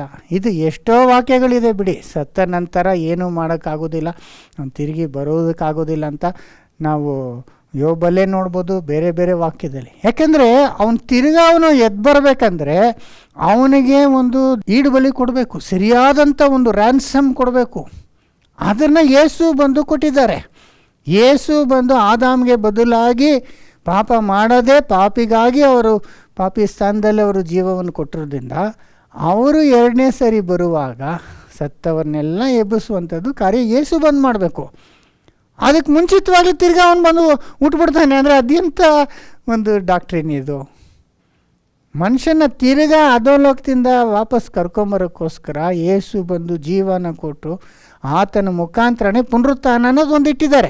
ಅದು ಪುನರುತ್ಥಾನ ಆಗೋದು ಯಾವಾಗ? ಯೇಸು ಬಂದಾಗ. ಆಗ ಅವರವರು ತನ್ನ ತರಗತಿಯಲ್ಲಿ ಎದ್ದು ಬರುವರು. ಅದಕ್ಕೆ ಮುಂಚಿತವಾಗ್ಲೂ ತಿರ್ಗಾ ಬರ್ತಾರೆ, ತಿರ್ಗಾ ಹುಡ್ತಾರೆ ಅನ್ನೋದು ಇದು ಖಂಡಿತವಾಗ್ಲೂ ಇದು ಹಿಂದೂಯಿಸಮ್ನಲ್ಲಿ ಇರುವಂಥ ಒಂದು ಬೋಧನೆ. ಹಿಂದೂಯಿಸಮ್ನಲ್ಲಿ ಸತ್ತವನು ಸತ್ತೇ ಇಲ್ಲ ಅಂತ ನಂಬೋದ್ರಿಂದ ಅವ್ರು ತಿರ್ಗಾ ಹುಡ್ತಾನೇ ಇರ್ತಾನೆ ಅಂತ ನಂಬಿದ್ದಾರೆ. ಅದನ್ನು ಮನಸ್ಸಲ್ಲಿ ಇಟ್ಕೊಂಡು ಈ ವಾಕ್ಯನ ಉಪಯೋಗಿಸ್ಕೊತಿದ್ದಾರೆ ಕೆಲವರು. ಇದನ್ನು twisting the word of god ಅಂತಾರಲ್ಲ, ಅವರ ಒಂದು ಆಲೋಚನೆ ತಕ್ಕಾಗೆ ವಾಕ್ಯನೇ ಅವರು ಟ್ವಿಸ್ಟ್ ಮಾಡೋಂಥದ್ದು. ಆ ಕೆಲಸ ಇಲ್ಲಿ ಮಾಡಿದ್ದಾರೆ ಹೊರತು ನಿಜವಾಗ್ಲೂ ಬೈಬಲ್ನಲ್ಲಿ ಪಾಪದ ಸಂಬಳ ಮರಣ ಅಂದರೆ ಶಾಶ್ವತವಾಗಿ ಸಾಯುವಂಥದ್ದು, ಆತ್ಮನೇ ಸಾಯುವಂಥದ್ದು. ಆದರೆ ದೇವರ ಉಚಿತವಾರ್ಥವರ ಕ್ರಿಸ್ತೇಸುನಲ್ಲಿ ನಿತ್ಯ ಜೀವ ಅಂದರೆ ಯೇಸು ಮೂಲಕ ಪುನರುತ್ಥಾನ ಆಗಬೇಕು, ಯೇಸು ಮೂಲಕ ತಿರ್ಗಾ ಅವನ ಜೀವನ ಪಡ್ಕೊಬೇಕು ಹೊರತು ಅವನು ತಿರ್ಗಾ ಹುಟ್ಟಿ 2 ಸತಿ 3 ಸತಿ ಹುಟ್ಟಿ ಅವನು ಮಾಡಿದಂಥ ಪಾಪನ ಅವನೇ ಇಲ್ಲೇ ಸರಿಪಡಿಸ್ಕೊಂಬಿಟ್ರೆ ಇನ್ನು ಯೇಸು ಯಾಕೆ ಬರಬೇಕಿತ್ತು? ಪಾಪಿಗಳಿಗಾಗಿ ಯೇಸು ಬಂದು ಶಿಲ್ಬೆ ಮೇಲೆ ಯಾಕೆ ಸಾಯಬೇಕಿತ್ತು? ಪ್ರತಿಯೊಬ್ಬರು ಅವನೇ ಜನ್ಮಗಳನ್ನ ಹುಟ್ಟಿ ಅವನೇ ಕರೆಕ್ಟ್ ಆಗಿಬಿಡ್ಬೋದು. ಅದು ಇಂಡಿವಿಜುವಲ್ ಫಿಲಾಸಫಿ ಅದು. ಸೊ ಇದೇ ನಾವು ಚೆನ್ನಾಗಿ ತಿಳ್ಕೊಳ್ಬೇಕಾದಂಥ ವಿಷಯ. ಬೈಬಲ್ನಲ್ಲಿ ಸತ್ತವನು ಏನೂ ಮಾಡೋಕ್ಕಾಗಲ್ಲ, ತಿರ್ಗಾ ಮನೆಗೆ ಬರೋಕ್ಕಾಗಲ್ಲ, ಅವನಿಗೇನೂ ಗೊತ್ತಾಗೋದಿಲ್ಲ. ಆಕಾಶದ ಕೆಳಗೆ ಅಂದರೆ ಬೆಳಕಿನಲ್ಲಿ ನಡೆಯುವಂಥದ್ದು ಯಾವುದರಲ್ಲೂ ಅವನಿಗೆ ಯಾವ ಒಂದು ಭಾಗವೂ ಇಲ್ಲ. ಯಾಕಂದರೆ ಅವನು ಸತ್ತೋಗಿದ್ದಾನೆ, ಅವನ ದೇಹನೇ ಇಲ್ಲ, ಅವನಿಗೆ ಉಸಿರೇ ಇಲ್ಲ, ಅವನಿಗೆ ಕಣ್ಣಿಲ್ಲ, ಮನಸ್ಸಿಲ್ಲ, ಯೋಚನೆ ಮಾಡುವಂಥ ಶಕ್ತಿ, ಪ್ರೀತಿ ಮಾಡುವಂಥ ಶಕ್ತಿ ಎಲ್ಲ ಕಳ್ಕೊಂಡಿದ್ದಾನೆ. ಇಲ್ಲವೇ ಇಲ್ಲ, ಅವನು ಜ್ಞಾಪಕನೇ ಇಲ್ಲ, ಅವನು ಇಲ್ಲದಂಗೆ ಆಗಿಬಿಟ್ಟಿದ್ದಾನೆ. ಆದ್ದರಿಂದ ಇಲ್ಲಿ ಹೇಳಿರೋದು ನನ್ನನ್ನು ಪಾತಾಳದಿಂದ ರಕ್ಷಿಸ್ತಿ ಅಂದರೆ ಪಾತಾಳಕ್ಕೆ ಹೋಗದ ಹಾಗೆ, ಅಧೋಲೋಕಕ್ಕೆ ಸೇರದ ಹಾಗೆ ನನ್ನನ್ನು ರಕ್ಷಿಸಿದ್ದಾನೆ, ಮರಣದಿಂದ ರಕ್ಷಿಸಿದೆ ಅಂತ ಅರ್ಥ. ಇದನ್ನೇ ನಾವು ಕೀರ್ತನೆ 56ರಲ್ಲಿ 12 ಕೂಡ ನಾವು ಓದ್ಬೋದು ನೋಡಿ. 56:12 ಕೀರ್ತನೆ. ದೇವರೇ, ನಾನು ಜೀವದಿಂದ ಬೆಳಕಿನಲ್ಲಿದ್ದು ನಿನಗೆ ನಡೆದುಕೊಳ್ಳಬೇಕೆಂದು ನೀನು ನನ್ನ ಪ್ರಾಣವನ್ನು ಮರಣಕ್ಕೆ ತಪ್ಪಿಸಿ ನನ್ನ ಪಾದಗಳನ್ನು ಎಡವದಂತೆ ಕಾದಿದ್ದಿ. ಅದೇನೇ ದೇವರೇ, ನಾನು ಎಡವಿ ಬಿದ್ದು ನಾಶವಾಗದಂತೆ ನನ್ನನ್ನು ಮರಣದಿಂದ ತಪ್ಪಿಸಿದ್ದಿ. ಅದನ್ನು ದೇವರು ತಪ್ಪಿಸ್ತಿರ್ತಾರೆ. ಈಗ ಎಷ್ಟೋ ಸತಿ ನಾವು ಸಾಯುವಂಥ ಸ್ಥಿತಿಯಿಂದ ದೇವರು ನಮ್ಮನ್ನು ತಪ್ಪಿಸ್ತಿರ್ತಾರಲ್ಲ, ಅದನ್ನೇ ಇಲ್ಲಿ ಹೇಳಿರೋದು ಹೊರ್ತು ಸತ್ತ ನಂತರ ತಿರ್ಗಾ ಇನ್ನೊಂದು ಜನ್ಮದಲ್ಲಿ ಬರ್ತೀವಿ ಅನ್ನೋದಕ್ಕೆ ಚಾನ್ಸೇ ಇಲ್ಲ. ಸೋದರಿ ಆಗ ಬರಬೇಕಂದ್ರೆ ಪುನರುತ್ಥಾನ ಆಗಬೇಕು. ಪುನರುತ್ಥಾನ ಆಗಬೇಕಂದ್ರೆ ಯೇಸು ಎರಡನೇ ಬರಬೇಕೇ ಆಗಬೇಕು. ಆಮೇಲೆ ಎಲ್ಲರಿಗೂ ಪುನರುತ್ಥಾನ ಇದೆ. ಲೋಕದ ಸರ್ವ ಜನಾಂಗಗಳಿಗೂ, ನೀತಿವಂತರಿಗೂ ಅನೀತಿವಂತರಿಗೂ, ಒಳ್ಳೇದು ಮಾಡಿದವನು ಕೆಟ್ಟದ್ದು ಮಾಡಿದವನು ಎಲ್ಲ ಪುನರುತ್ಥಾನದಲ್ಲಿ ಎದ್ದು ಬರ್ತಾರೆ ಅಲ್ವರ. ಅದು ಬೈಬಲ್ನಲ್ಲಿ ಹೇಳುವಂಥ ಒಂದು ಡಾಕ್ಟ್ರಿನ್. ಆದರೆ ಈಗ ಸತ್ತ ನಂತರ ತಿರುಗಿ ಹುಟ್ಟು ಬರೋದಕ್ಕಾಗಲ್ಲ, ಅವನು ಏನೂ ಮಾಡೋಕ್ಕಾಗೋದಿಲ್ಲ. ಇದ್ರ ಬಗ್ಗೆ ಬೈಬಲ್ನಲ್ಲಿ ಅದೇ ಕೆಲವು ವಚನಗಳನ್ನ ಯೋಬ್ನಲ್ಲೇ ನಾವು ನೋಡುವಾಗ ಕೂಡ ನಮಗೆ ಗೊತ್ತಾಗ್ತದೆ ನೋಡಿ. ಯೋಬ್ 14ನೇ ಅಧ್ಯಾಯ 1ರಿಂದ ನಾವು ನೋಡುವಾಗ ಎಷ್ಟು ಸ್ಪಷ್ಟವಾಗಿ ನಾವು ತಿಳ್ಕೊಬೋದು. ಅದೇ ಇದು ಯೋಬ್ ಹೇಳಿದಂಥ ಮಾತಿದು, ಬೇರೆಯವರು ಹೇಳಿದಂಥ ಮಾತಲ್ಲ. 14ನೇ ಅಧ್ಯಾಯ 1ರಿಂದ. ಸ್ತ್ರೀಯಲ್ಲಿ ಹುಟ್ಟಿದ ಮನುಷ್ಯನು ಅಲ್ಪಾಯುಷ್ಯನಾಗಿಯೂ ಕಳವಳದಿಂದ ತುಂಬಿದವನಾಗಿಯೂ ಇರುವನು. ನೋಡ್ದ, ಸ್ತ್ರೀಯಿಂದ ಹುಟ್ಟಿದವನೆಲ್ಲ ಅಲ್ಪಾಯುಷ್ಯು ಅಂತ ಇಲ್ಲಿ ಹೇಳಿದ್ದಾರೆ. ಆಮೇಲೆ ಹೂವಿನ ಹಾಗೆ ಅರಳಿ ಬಾಡುವನು, ನೆರಳಿನಂತೆ ನಿಲ್ಲದೆ ಓಡಿ ಹೋಗುವನು. ಅಷ್ಟೇ ರೀ, ನಿಲ್ಲದೆ ಓಡಿ ಹೋಗ್ಬಿಡ್ತಾನೆ. ಹೂವಿನಂತೆ ಬರ್ತಾನೆ, ಆಮೇಲೆ ಓಡಿ ಹೋಗ್ತಾನೆ. ನೀನು ಇಂಥವನಾದ ನನ್ನ ಮೇಲೆ ಕಣ್ಣಿಟ್ಟು ನಿನ್ನ ನ್ಯಾಯಸ್ಥಾನಕ್ಕೆ ನನ್ನನ್ನು ಬರಮಾಡುವಿಯಾ? ಇದು ಯೋಬು ದೇವರ ಹತ್ರ ಹೇಳ್ತಿರೋದು. ಆಮೇಲೆ ಅಶುದ್ಧದಿಂದ ಶುದ್ಧವು ಉಂಟಾದೀತೋ? ಎಂದಿಗೂ ಇಲ್ಲ. ಅದರಿಂದ ನಾನು ಪಾಪಿ, ಸ್ವಲ್ಪ ಕಾಲ ಇರ್ತೀನಿ, ಹೋಗ್ತೀನಿ. ದೇವರೇ, ಆ ಸ್ವಲ್ಪ ಕಾಲದಲ್ಲಿ ನಾನು ಪಾಪ ಮಾಡಿರ್ಬೋದು, ಅದನ್ನು ನೀನು ನನಗೆ ತೀರ್ಪು ಮಾಡಿದ್ರೆ ಹೆಂಗೆ ಅಂತ ಆ ರೀತಿ ಮಾತಾಡ್ತಿದ್ದಾನೆ. ಯಾಕಂದ್ರೆ ನಾವು ಹುಟ್ಟಿದ್ದೇ ಅಶುದ್ಧವಾಗಿ ನಾವು ಹುಟ್ಟಿದ್ದೀನಿ. ನಾನು ತಾಯಿ ಗರ್ಭದಿಂದ ಪಾಪದ ಸ್ವಭಾವದಿಂದ ಹುಟ್ಟಿದ್ದೀನಿ. ಅದನ್ನು ನಾನು ಪಾಪ ಮಾಡೇ ಮಾಡ್ತೀನಿ. ಆದ್ದರಿಂದ ನನ್ನನ್ನು ನೀನು ಇಷ್ಟು ಒಂದು ಸಿವಿಯರಾಗಿ ಯಾಕೆ ತೀರ್ಪು ಮಾಡ್ತಿದ್ಯಾ ಅನ್ನೋ ಒಂದು ಸಂದರ್ಭದಲ್ಲಿ ಹೇಳ್ತಾರೆ. ಆಮೇಲೆ ಅಶುದ್ಧದಿಂದ ಶುದ್ಧವು ಉಂಟಾದೀತೋ? ಎಂದಿಗೂ ಇಲ್ಲ. ಮನುಷ್ಯನ ದಿನಗಳು ಇಷ್ಟೇ ಎಂಬುದು ತೀರ್ಮಾನವಾಗಿದೆಯಲ್ಲ. ಅವನ ತಿಂಗಳುಗಳ ಲೆಕ್ಕವು ನಿನಗೆ ಗೊತ್ತು. ದಾಟಲಾರದ ಗಡಿಗಳನ್ನು ಅವನಿಗೆ ನೇಮಿಸಿದ್ದಿ. ಅಷ್ಟೇ, ಇಷ್ಟೇ ಅಂತ ಡಿಸೈಡ್ ಮಾಡಿಬಿಟ್ರು ದೇವರು. 70 ವರ್ಷ ಅಲ್ಲ 80 ವರ್ಷ ಅಲ್ವ, ಅದಕ್ಕೆ ಮೇಲೆ ಅವ್ನು ದಾಟೋಕ್ಕಾಗೋದಿಲ್ಲ. ಎಷ್ಟೇ ಅವನು ದಾಟಿದ್ರು ಫೈನಲ್ ಒಂದು ಲಿಮಿಟ್ ಇದೆ, ಆ ಲಿಮಿಟ್ ಒಳಗೆ ಸಾಯಬೇಕು. ನೋವನ ಕಾಲದಲ್ಲಿ 120 ವರ್ಷ ಅಂದರೆ, ಅದಕ್ಕೆ ಮುಂಚೆ 900 ವರ್ಷ ಅಂದರೆ 1000 ವರ್ಷನೇ ಒಂದು ಹಾಕ್ಬಿಟ್ರು. ಅಂದರೆ ಆದಮ್ಗೆ ಹೇಳಿ ತಿಂದ ದಿನವೇ ಸಾಯಿವೆ ಅಂದರೆ ಒಂದು ದಿನ 1000 ವರ್ಷ ಅಂದರೆ ಆ ಲಿಮಿಟ್ನ ಯಾರೂ ದಾಟೋಕ್ಕಾಗಿಲ್ಲ. ಆ ಲಿಮಿಟ್ ನೋವ ಕಾಲದಲ್ಲೇ 120 ಆಗೋಯ್ತು. ಆಮೇಲೆ ನಾವು ನೋಡ್ಬೇಕಾದ್ರೆ ಈಗ 70 ಇಲ್ಲ 80 ಜಾಸ್ತಿ ಆಗಿದೆ. ಆದ್ದರಿಂದ ಯಾರು ಏನೇ ಯೋಗ ಮಾಡಿರಿ, ಏನೇ ನೀವು ಡಯಟ್ ಮಾಡಿರಿ, ಎಷ್ಟೇ ಎಕ್ಸಸೈಸ್ ಮಾಡಿ, ಎಷ್ಟೇ ಕೇರ್ಫುಲ್ಲಾಗಿ ಬದುಕಿದ್ರು ಒಂದು ಸ್ಟೇಜ್ ಮೇಲೆ ಅವನು ಅದನ್ನು ದಾಟಕ್ಕೆ ಆಗೋದಿಲ್ಲ ಅನ್ನೋದು ಹೇಳ್ತಿದ್ದಾರೆ. ಆಮೇಲೆ ನಿನ್ನ ದೃಷ್ಟಿಯನ್ನು ಅವನ ಕಡೆಯಿಂದ ತಿರುಗಿಸು, ಅವನಿಗೆ ಸ್ವಲ್ಪ ವಿರಾಮವಿರಲಿ. ಕೂಲಿಯವನಿಗಿರುವಷ್ಟು ಸಂತೋಷದಿಂದಾದರೂ ತನ್ನ ದಿನವನ್ನು ಕಳೆಯಲಿ. ಅಂದರೆ ನೀನು ಅವ್ರನ್ನ ಪಾಪನ ಲೆಕ್ಕ ಕೇಳೋದಾಗ್ಬಿಟ್ರೆ ಅವನು ಬದುಕೋಕ್ಕಾಗಲ್ಲ. ಸ್ವಲ್ಪ ಕಾಲವನ್ನು ಬಿಟ್ಬಿಡು, ಅವನು ಸ್ವಲ್ಪ ಕಾಲನ ಅವನು ಸಂತೋಷವಾಗಿರಲಿ. ಆಮೇಲೆ ಕಡಿದ ಮರವು ತಾನು ಮೊಳೆಯುವುದನ್ನು ನಿಲ್ಲಿಸದೆ ಮತ್ತೆ ಚಿಗುರೇನೆಂದು ನಿರೀಕ್ಷಿಸುತ್ತದಲ್ಲವೇ? ನೆಲದಲ್ಲಿ ಅದರ ಬುಡವು ಮುದಿಯಾದರೂ ಮಣ್ಣಿನಲ್ಲಿ ಬೇರು ಸತ್ತರೂ ನೀರಿನ ವಾಸನೆಯಿಂದಲೇ ಅದು ಮೊಳೆತು ಗಿಡದ ಹಾಗೆ ಕವಲೊಡೆಯುವುದು. ನೋಡಿದ್ರೆ ಒಂದು ಮರ ಆದರೂ ಬಿದ್ದರೂ ಅದು ಬೇರಲ್ಲಿದ್ದರೆ ತಿರ್ಗಾ ನೀರು ವಾಸನೆ ಬಂದರೆ ಅದು ತಿರ್ಗಾ ಮೊಳೆಯೋದಕ್ಕೆ ಚಾನ್ಸ್ ಇದೆ. ಮನುಷ್ಯನಾದರೋ ಸತ್ತು ಬೋರಲ ಬೀಳುವನು, ಪ್ರಾಣ ಹೋಗಲು ಅವನು ಎಲ್ಲಿಯೋ. ನೋಡಿದ್ರ, ಒಂದು ಗಿಡ ಆದರೆ ಅದು ಬೇರೆ ಇದ್ರೆ ತಿರ್ಗಾ ಬರ್ತದೆ, ಆದರೆ ಮನುಷ್ಯ ಸತ್ತ ನಂತರ ಅವನು ಎಲ್ಲಿಯೋ ಅವನು ತಿರ್ಗಾ ಬರುವುದಿಲ್ಲ ಅನ್ನೋದನ್ನ ಹೇಳ್ತಿದ್ದಾರೆ. ಸರೋವರದ ನೀರು ಬತ್ತುವಂತೆಯೂ ನದಿಯು ಆರಿ ಒಣಗುವ ಹಾಗೆಯೂ ಮನುಷ್ಯರು ಮಲಗಿಕೊಂಡು ಏಳದೆ ಇರುವರು. ಆಕಾಶವು ಅಳಿದು ಹೋಗುವ ತನಕ ಅವರು ನಿದ್ರೆ ತಿಳಿಯುವುದಿಲ್ಲ, ಎಬ್ಬಿಸಲ್ಪಡುವುದಿಲ್ಲ. ಮನುಷ್ಯ ಸತ್ ಮೇಲೆ ಅವನು ತಿರುಗಿ ಎಬ್ಬಿಸಲ್ಪಡೋದಿಲ್ಲ, ತಿರ್ಗಿ ಅವನು ಬಂದು ಬೆಳಕನ್ನು ನೋಡೋದಿಲ್ಲ. ನೋಡಿದ್ರೆ ಎಷ್ಟು ಕ್ಲಿಯರಾಗಿ ಹೇಳ್ಬಿಟ್ರು.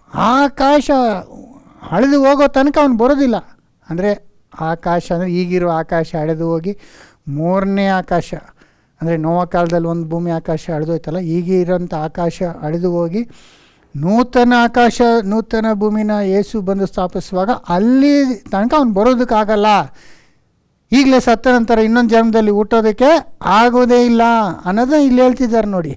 ಮನುಷ್ಯರು ಮಲಗಿಕೊಂಡು ಏಳದೆ ಇರುವರು, ಆಕಾಶವು ಅಳಿದು ಹೋಗುವ ತನಕ ಅವರು ನಿದ್ರೆ ತಿಳಿಯುವುದಿಲ್ಲ, ಎಬ್ಬಿಸಲ್ಪಡುವುದಿಲ್ಲ. ಆದರೆ ಇವಾಗ ಈ ಒಂದು ಲೋಕದಲ್ಲಿ ಅವರು ಎದ್ದು ಬರೋಕ್ಕಾಗೋದಿಲ್ಲ. ಆದರೆ ಯೇಸು ಬಂದು ಆತನ ನೂತನ ರಾಜ್ಯವನ್ನು ಸ್ಥಾಪಿಸುವಾಗ ಆಗ ಅವರು ಯೋಬ್ ಹೇಳೋಂಥ ಮಾತು, ಒಂದು ವೇಳೆ ನನ್ನ ನೀನು ತಿರುಗಿ ಎಬ್ಬಿಸಿದ್ರೆ ಎಬ್ಬಿಸ್ಬೋದು. ಅದು ಯೇಸು ಬಂದ ನಂತರ ನೂತನ ಲೋಕದಲ್ಲಿ ಆಗಬೇಕಾದಂಥ ವಿಷಯ ಅಂತ ಇಲ್ಲಿ 13 ನೋಡ್ಬೋದು. ನೀನು ನನ್ನನ್ನು ಪಾತಾಳದಲ್ಲಿ ಬಚ್ಚಿಟ್ಟು ನಿನ್ನ ಕೋಪವು ಇಳಿಯುವ ಪರ್ಯಂತ ನನ್ನನ್ನು ಮರೆಮಾಡಿ ನನಗೆ ಅವಧಿಯನ್ನು ಗೊತ್ತು ಮಾಡಿ ಕಡೆಯಲ್ಲಿ ನನ್ನನ್ನು ಜ್ಞಾಪಿಸಿಕೊಂಡರೆ ಎಷ್ಟೋ ಒಳ್ಳೆಯದು. ಇದು ಮೊದಲನೇ ಪುಸ್ತಕ ಯೋಬು ಬರ್ತಿದ್ದು, ಅದರಲ್ಲೇ ಅವ್ರ ಪುನರುತ್ಥಾನ ಬಗ್ಗೆ ಸ್ವಲ್ಪ ನನ್ನ ಸಮಾಧಿ ಇಲ್ಲ, ನಿನ್ನ ಕೋಪ ತೀರೋ ತನಕ ಬಚ್ಚಿಟ್ಟು ನನಗೊಂದು ಟೈಮ್ ಫಿಕ್ಸ್ ಮಾಡಿ ಆ ಟೈಮಲ್ಲಿ ನನ್ನ ಜ್ಞಾಪಿಸ್ಕೊಂಡ್ರೆ ಎಷ್ಟು ಒಳ್ಳೆಯದು. ಯೇಸುಸ್ವಾಮಿ ಹೇಳ್ತಾರಲ್ಲ, ಆ ಟೈಮ್ ಬಂದಾಗ ಆತನ ಶಬ್ದವನ್ನು ಕೇಳಿಸಿ ಸಮಾಧಿಲಿರೋರೆಲ್ಲ ಎದ್ದು ಬರ್ತಾರೆ ಅಂತ. ಆತನ ಟೈಮ್ ಅಂದರೆ ಆತನ 2ನೇ ಬರುವಿಕೆ ಟೈಮು. ಅದ್ರ ಬಗ್ಗೆ ಯೋಬ ಹೇಳಿದ್ದಾರೆ ನೋಡಿ ಇಲ್ಲಿ, ಎಷ್ಟು ಒಂದು ಸುಂದರವಾಗಿ. ಆಗ ಏನು ಹೇಳ್ತಾರೆ ನೋಡಿ, 14ನೇ ವಚನ. ಒಬ್ಬ ಮನುಷ್ಯನು ಸತ್ತು ಪುನಃ ಬದುಕಾನೋ?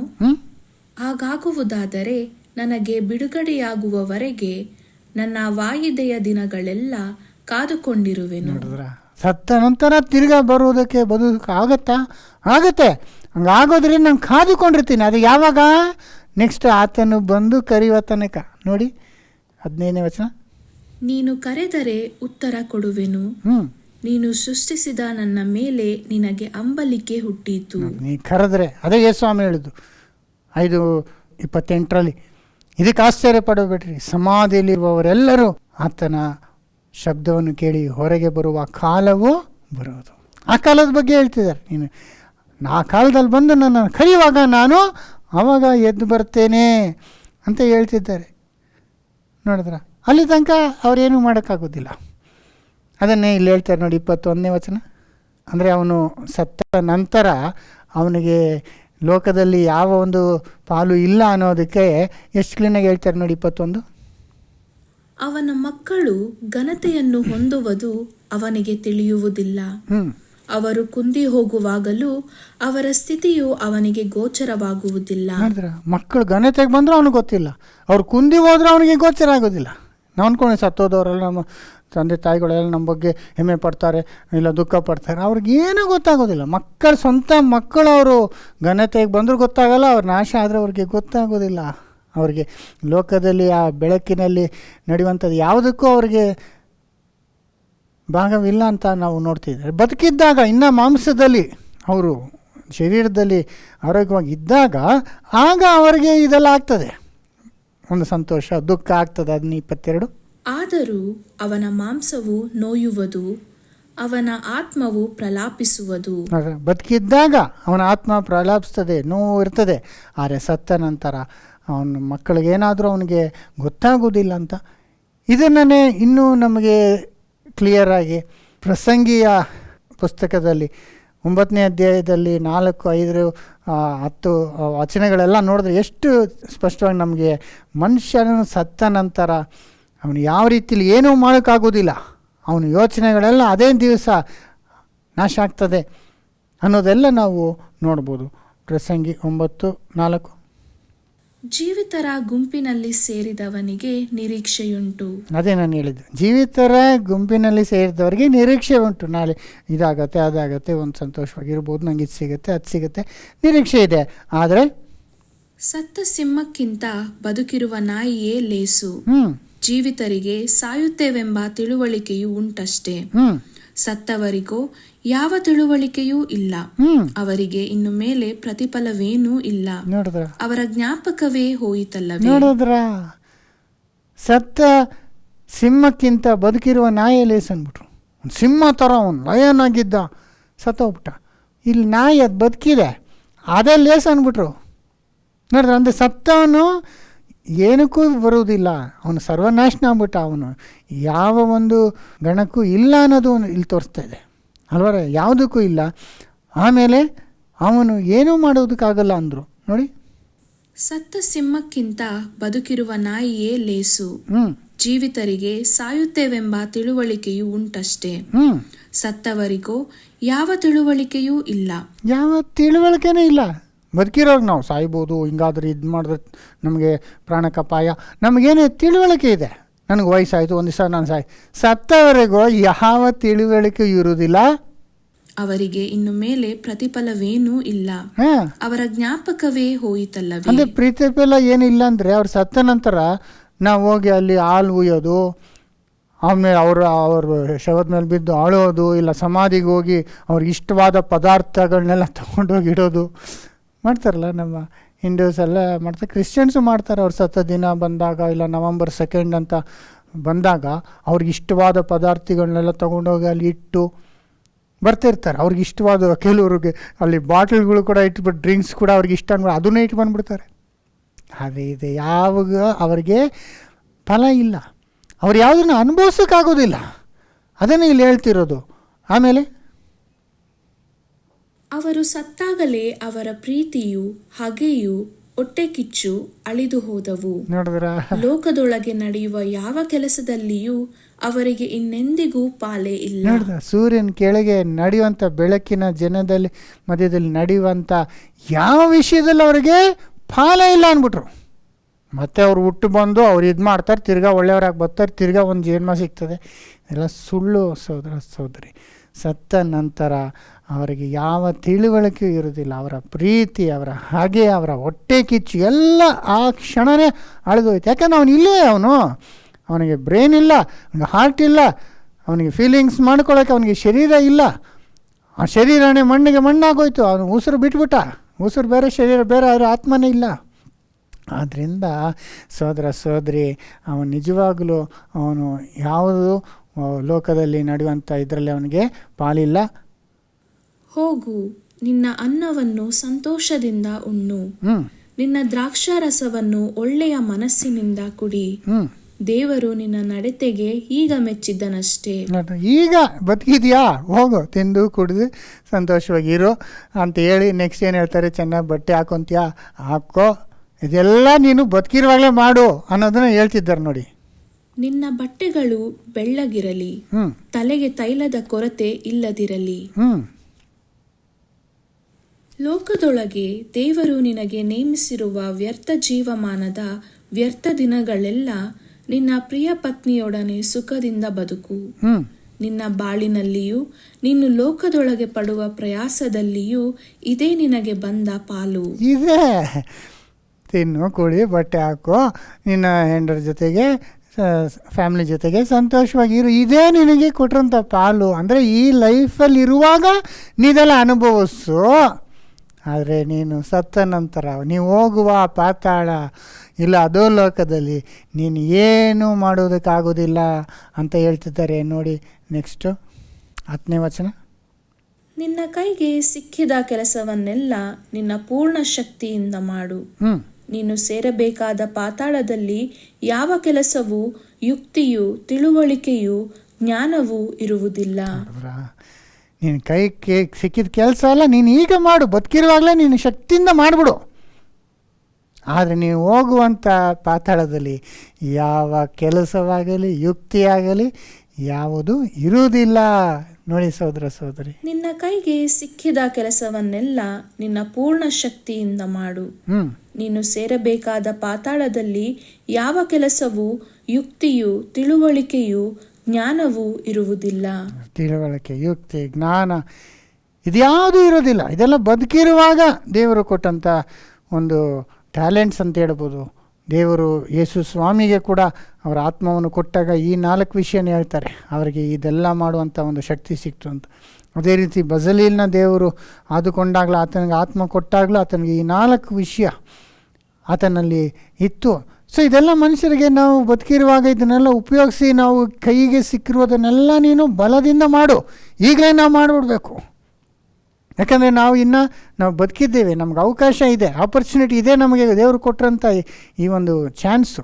ಅದರಲ್ಲಿ ಲೋಕದ ಜನಗಳು ನಾವು ಸಾಯ್ತೀವಿ ಅನ್ನೋದು ಗೊತ್ತಿಲ್ಲ, ಸತ್ತ ಮೇಲೆ ಏನಾಗುತ್ತಂತ ಗೊತ್ತಿಲ್ಲ, ಎಷ್ಟೆಷ್ಟೋ ವಿಷಯಗಳನ್ನ ಅವರು ಅಪಾರ್ಥ ಮಾಡಿಕೊಂಡು ಸುಳ್ಳನ್ನು ನಂಬಿ ಅವ್ರು ಏನೇನೋ ಅಂದ್ಕೊಂಡಿದ್ದಾರೆ. ಆದರೆ ನಮಗೆ ಸ್ಪಷ್ಟವಾಗಿ ಸತ್ಯನ ದೇವರು ತಿಳಿಸಿದ್ದಾರೆ. ಈಗ ನಾವು ಯಾಕೆ ಸಾವು ಬಂತು ಅಲ್ವಾ, ಅದಕ್ಕಾಗಿ ಯೇಸು ಸ್ವಾಮಿ ಬಂದು ನಮಗೆ ಈಡು ಬಲಿ ಕೊಟ್ಟಿರೋದು, ಅದರಿಂದ ಪುನರುತ್ಥಾನ ಇರುವಂಥದ್ದು, ಆಮೇಲೆ ನಿತ್ಯ ಜೀವ ಹೊಂದ್ಕೊಳ್ಳೋಂಥ ದೇವರ ಪ್ಲ್ಯಾನ್ ಇರೋದು ಎಲ್ಲ ತಿಳ್ಕೊಂಡಿರೋದ್ರಿಂದ ಈ ಜೀವವನ್ನು ನಾವು ದೇವರ ಘನತೆಗೋಸ್ಕರ ನಾವು ಉಪಯೋಗಿಸಿ. ಅದನ್ನು ನಿನ್ನ ಕೈಗೆ ಸಿಕ್ಕಿದ್ದಲ್ಲ ನೀನು ಪೂರ್ಣ ಶಕ್ತಿಯಿಂದ ಮಾಡೋಂದ್ರೆ ಇವಾಗಲೇ ಮಾಡಿಬಿಡು. ಬದುಕಿರೋವಾಗಲೇ ನಾವು ಮಾಡಬೇಕು ಸಹೋದರ ಸಹೋದರಿ.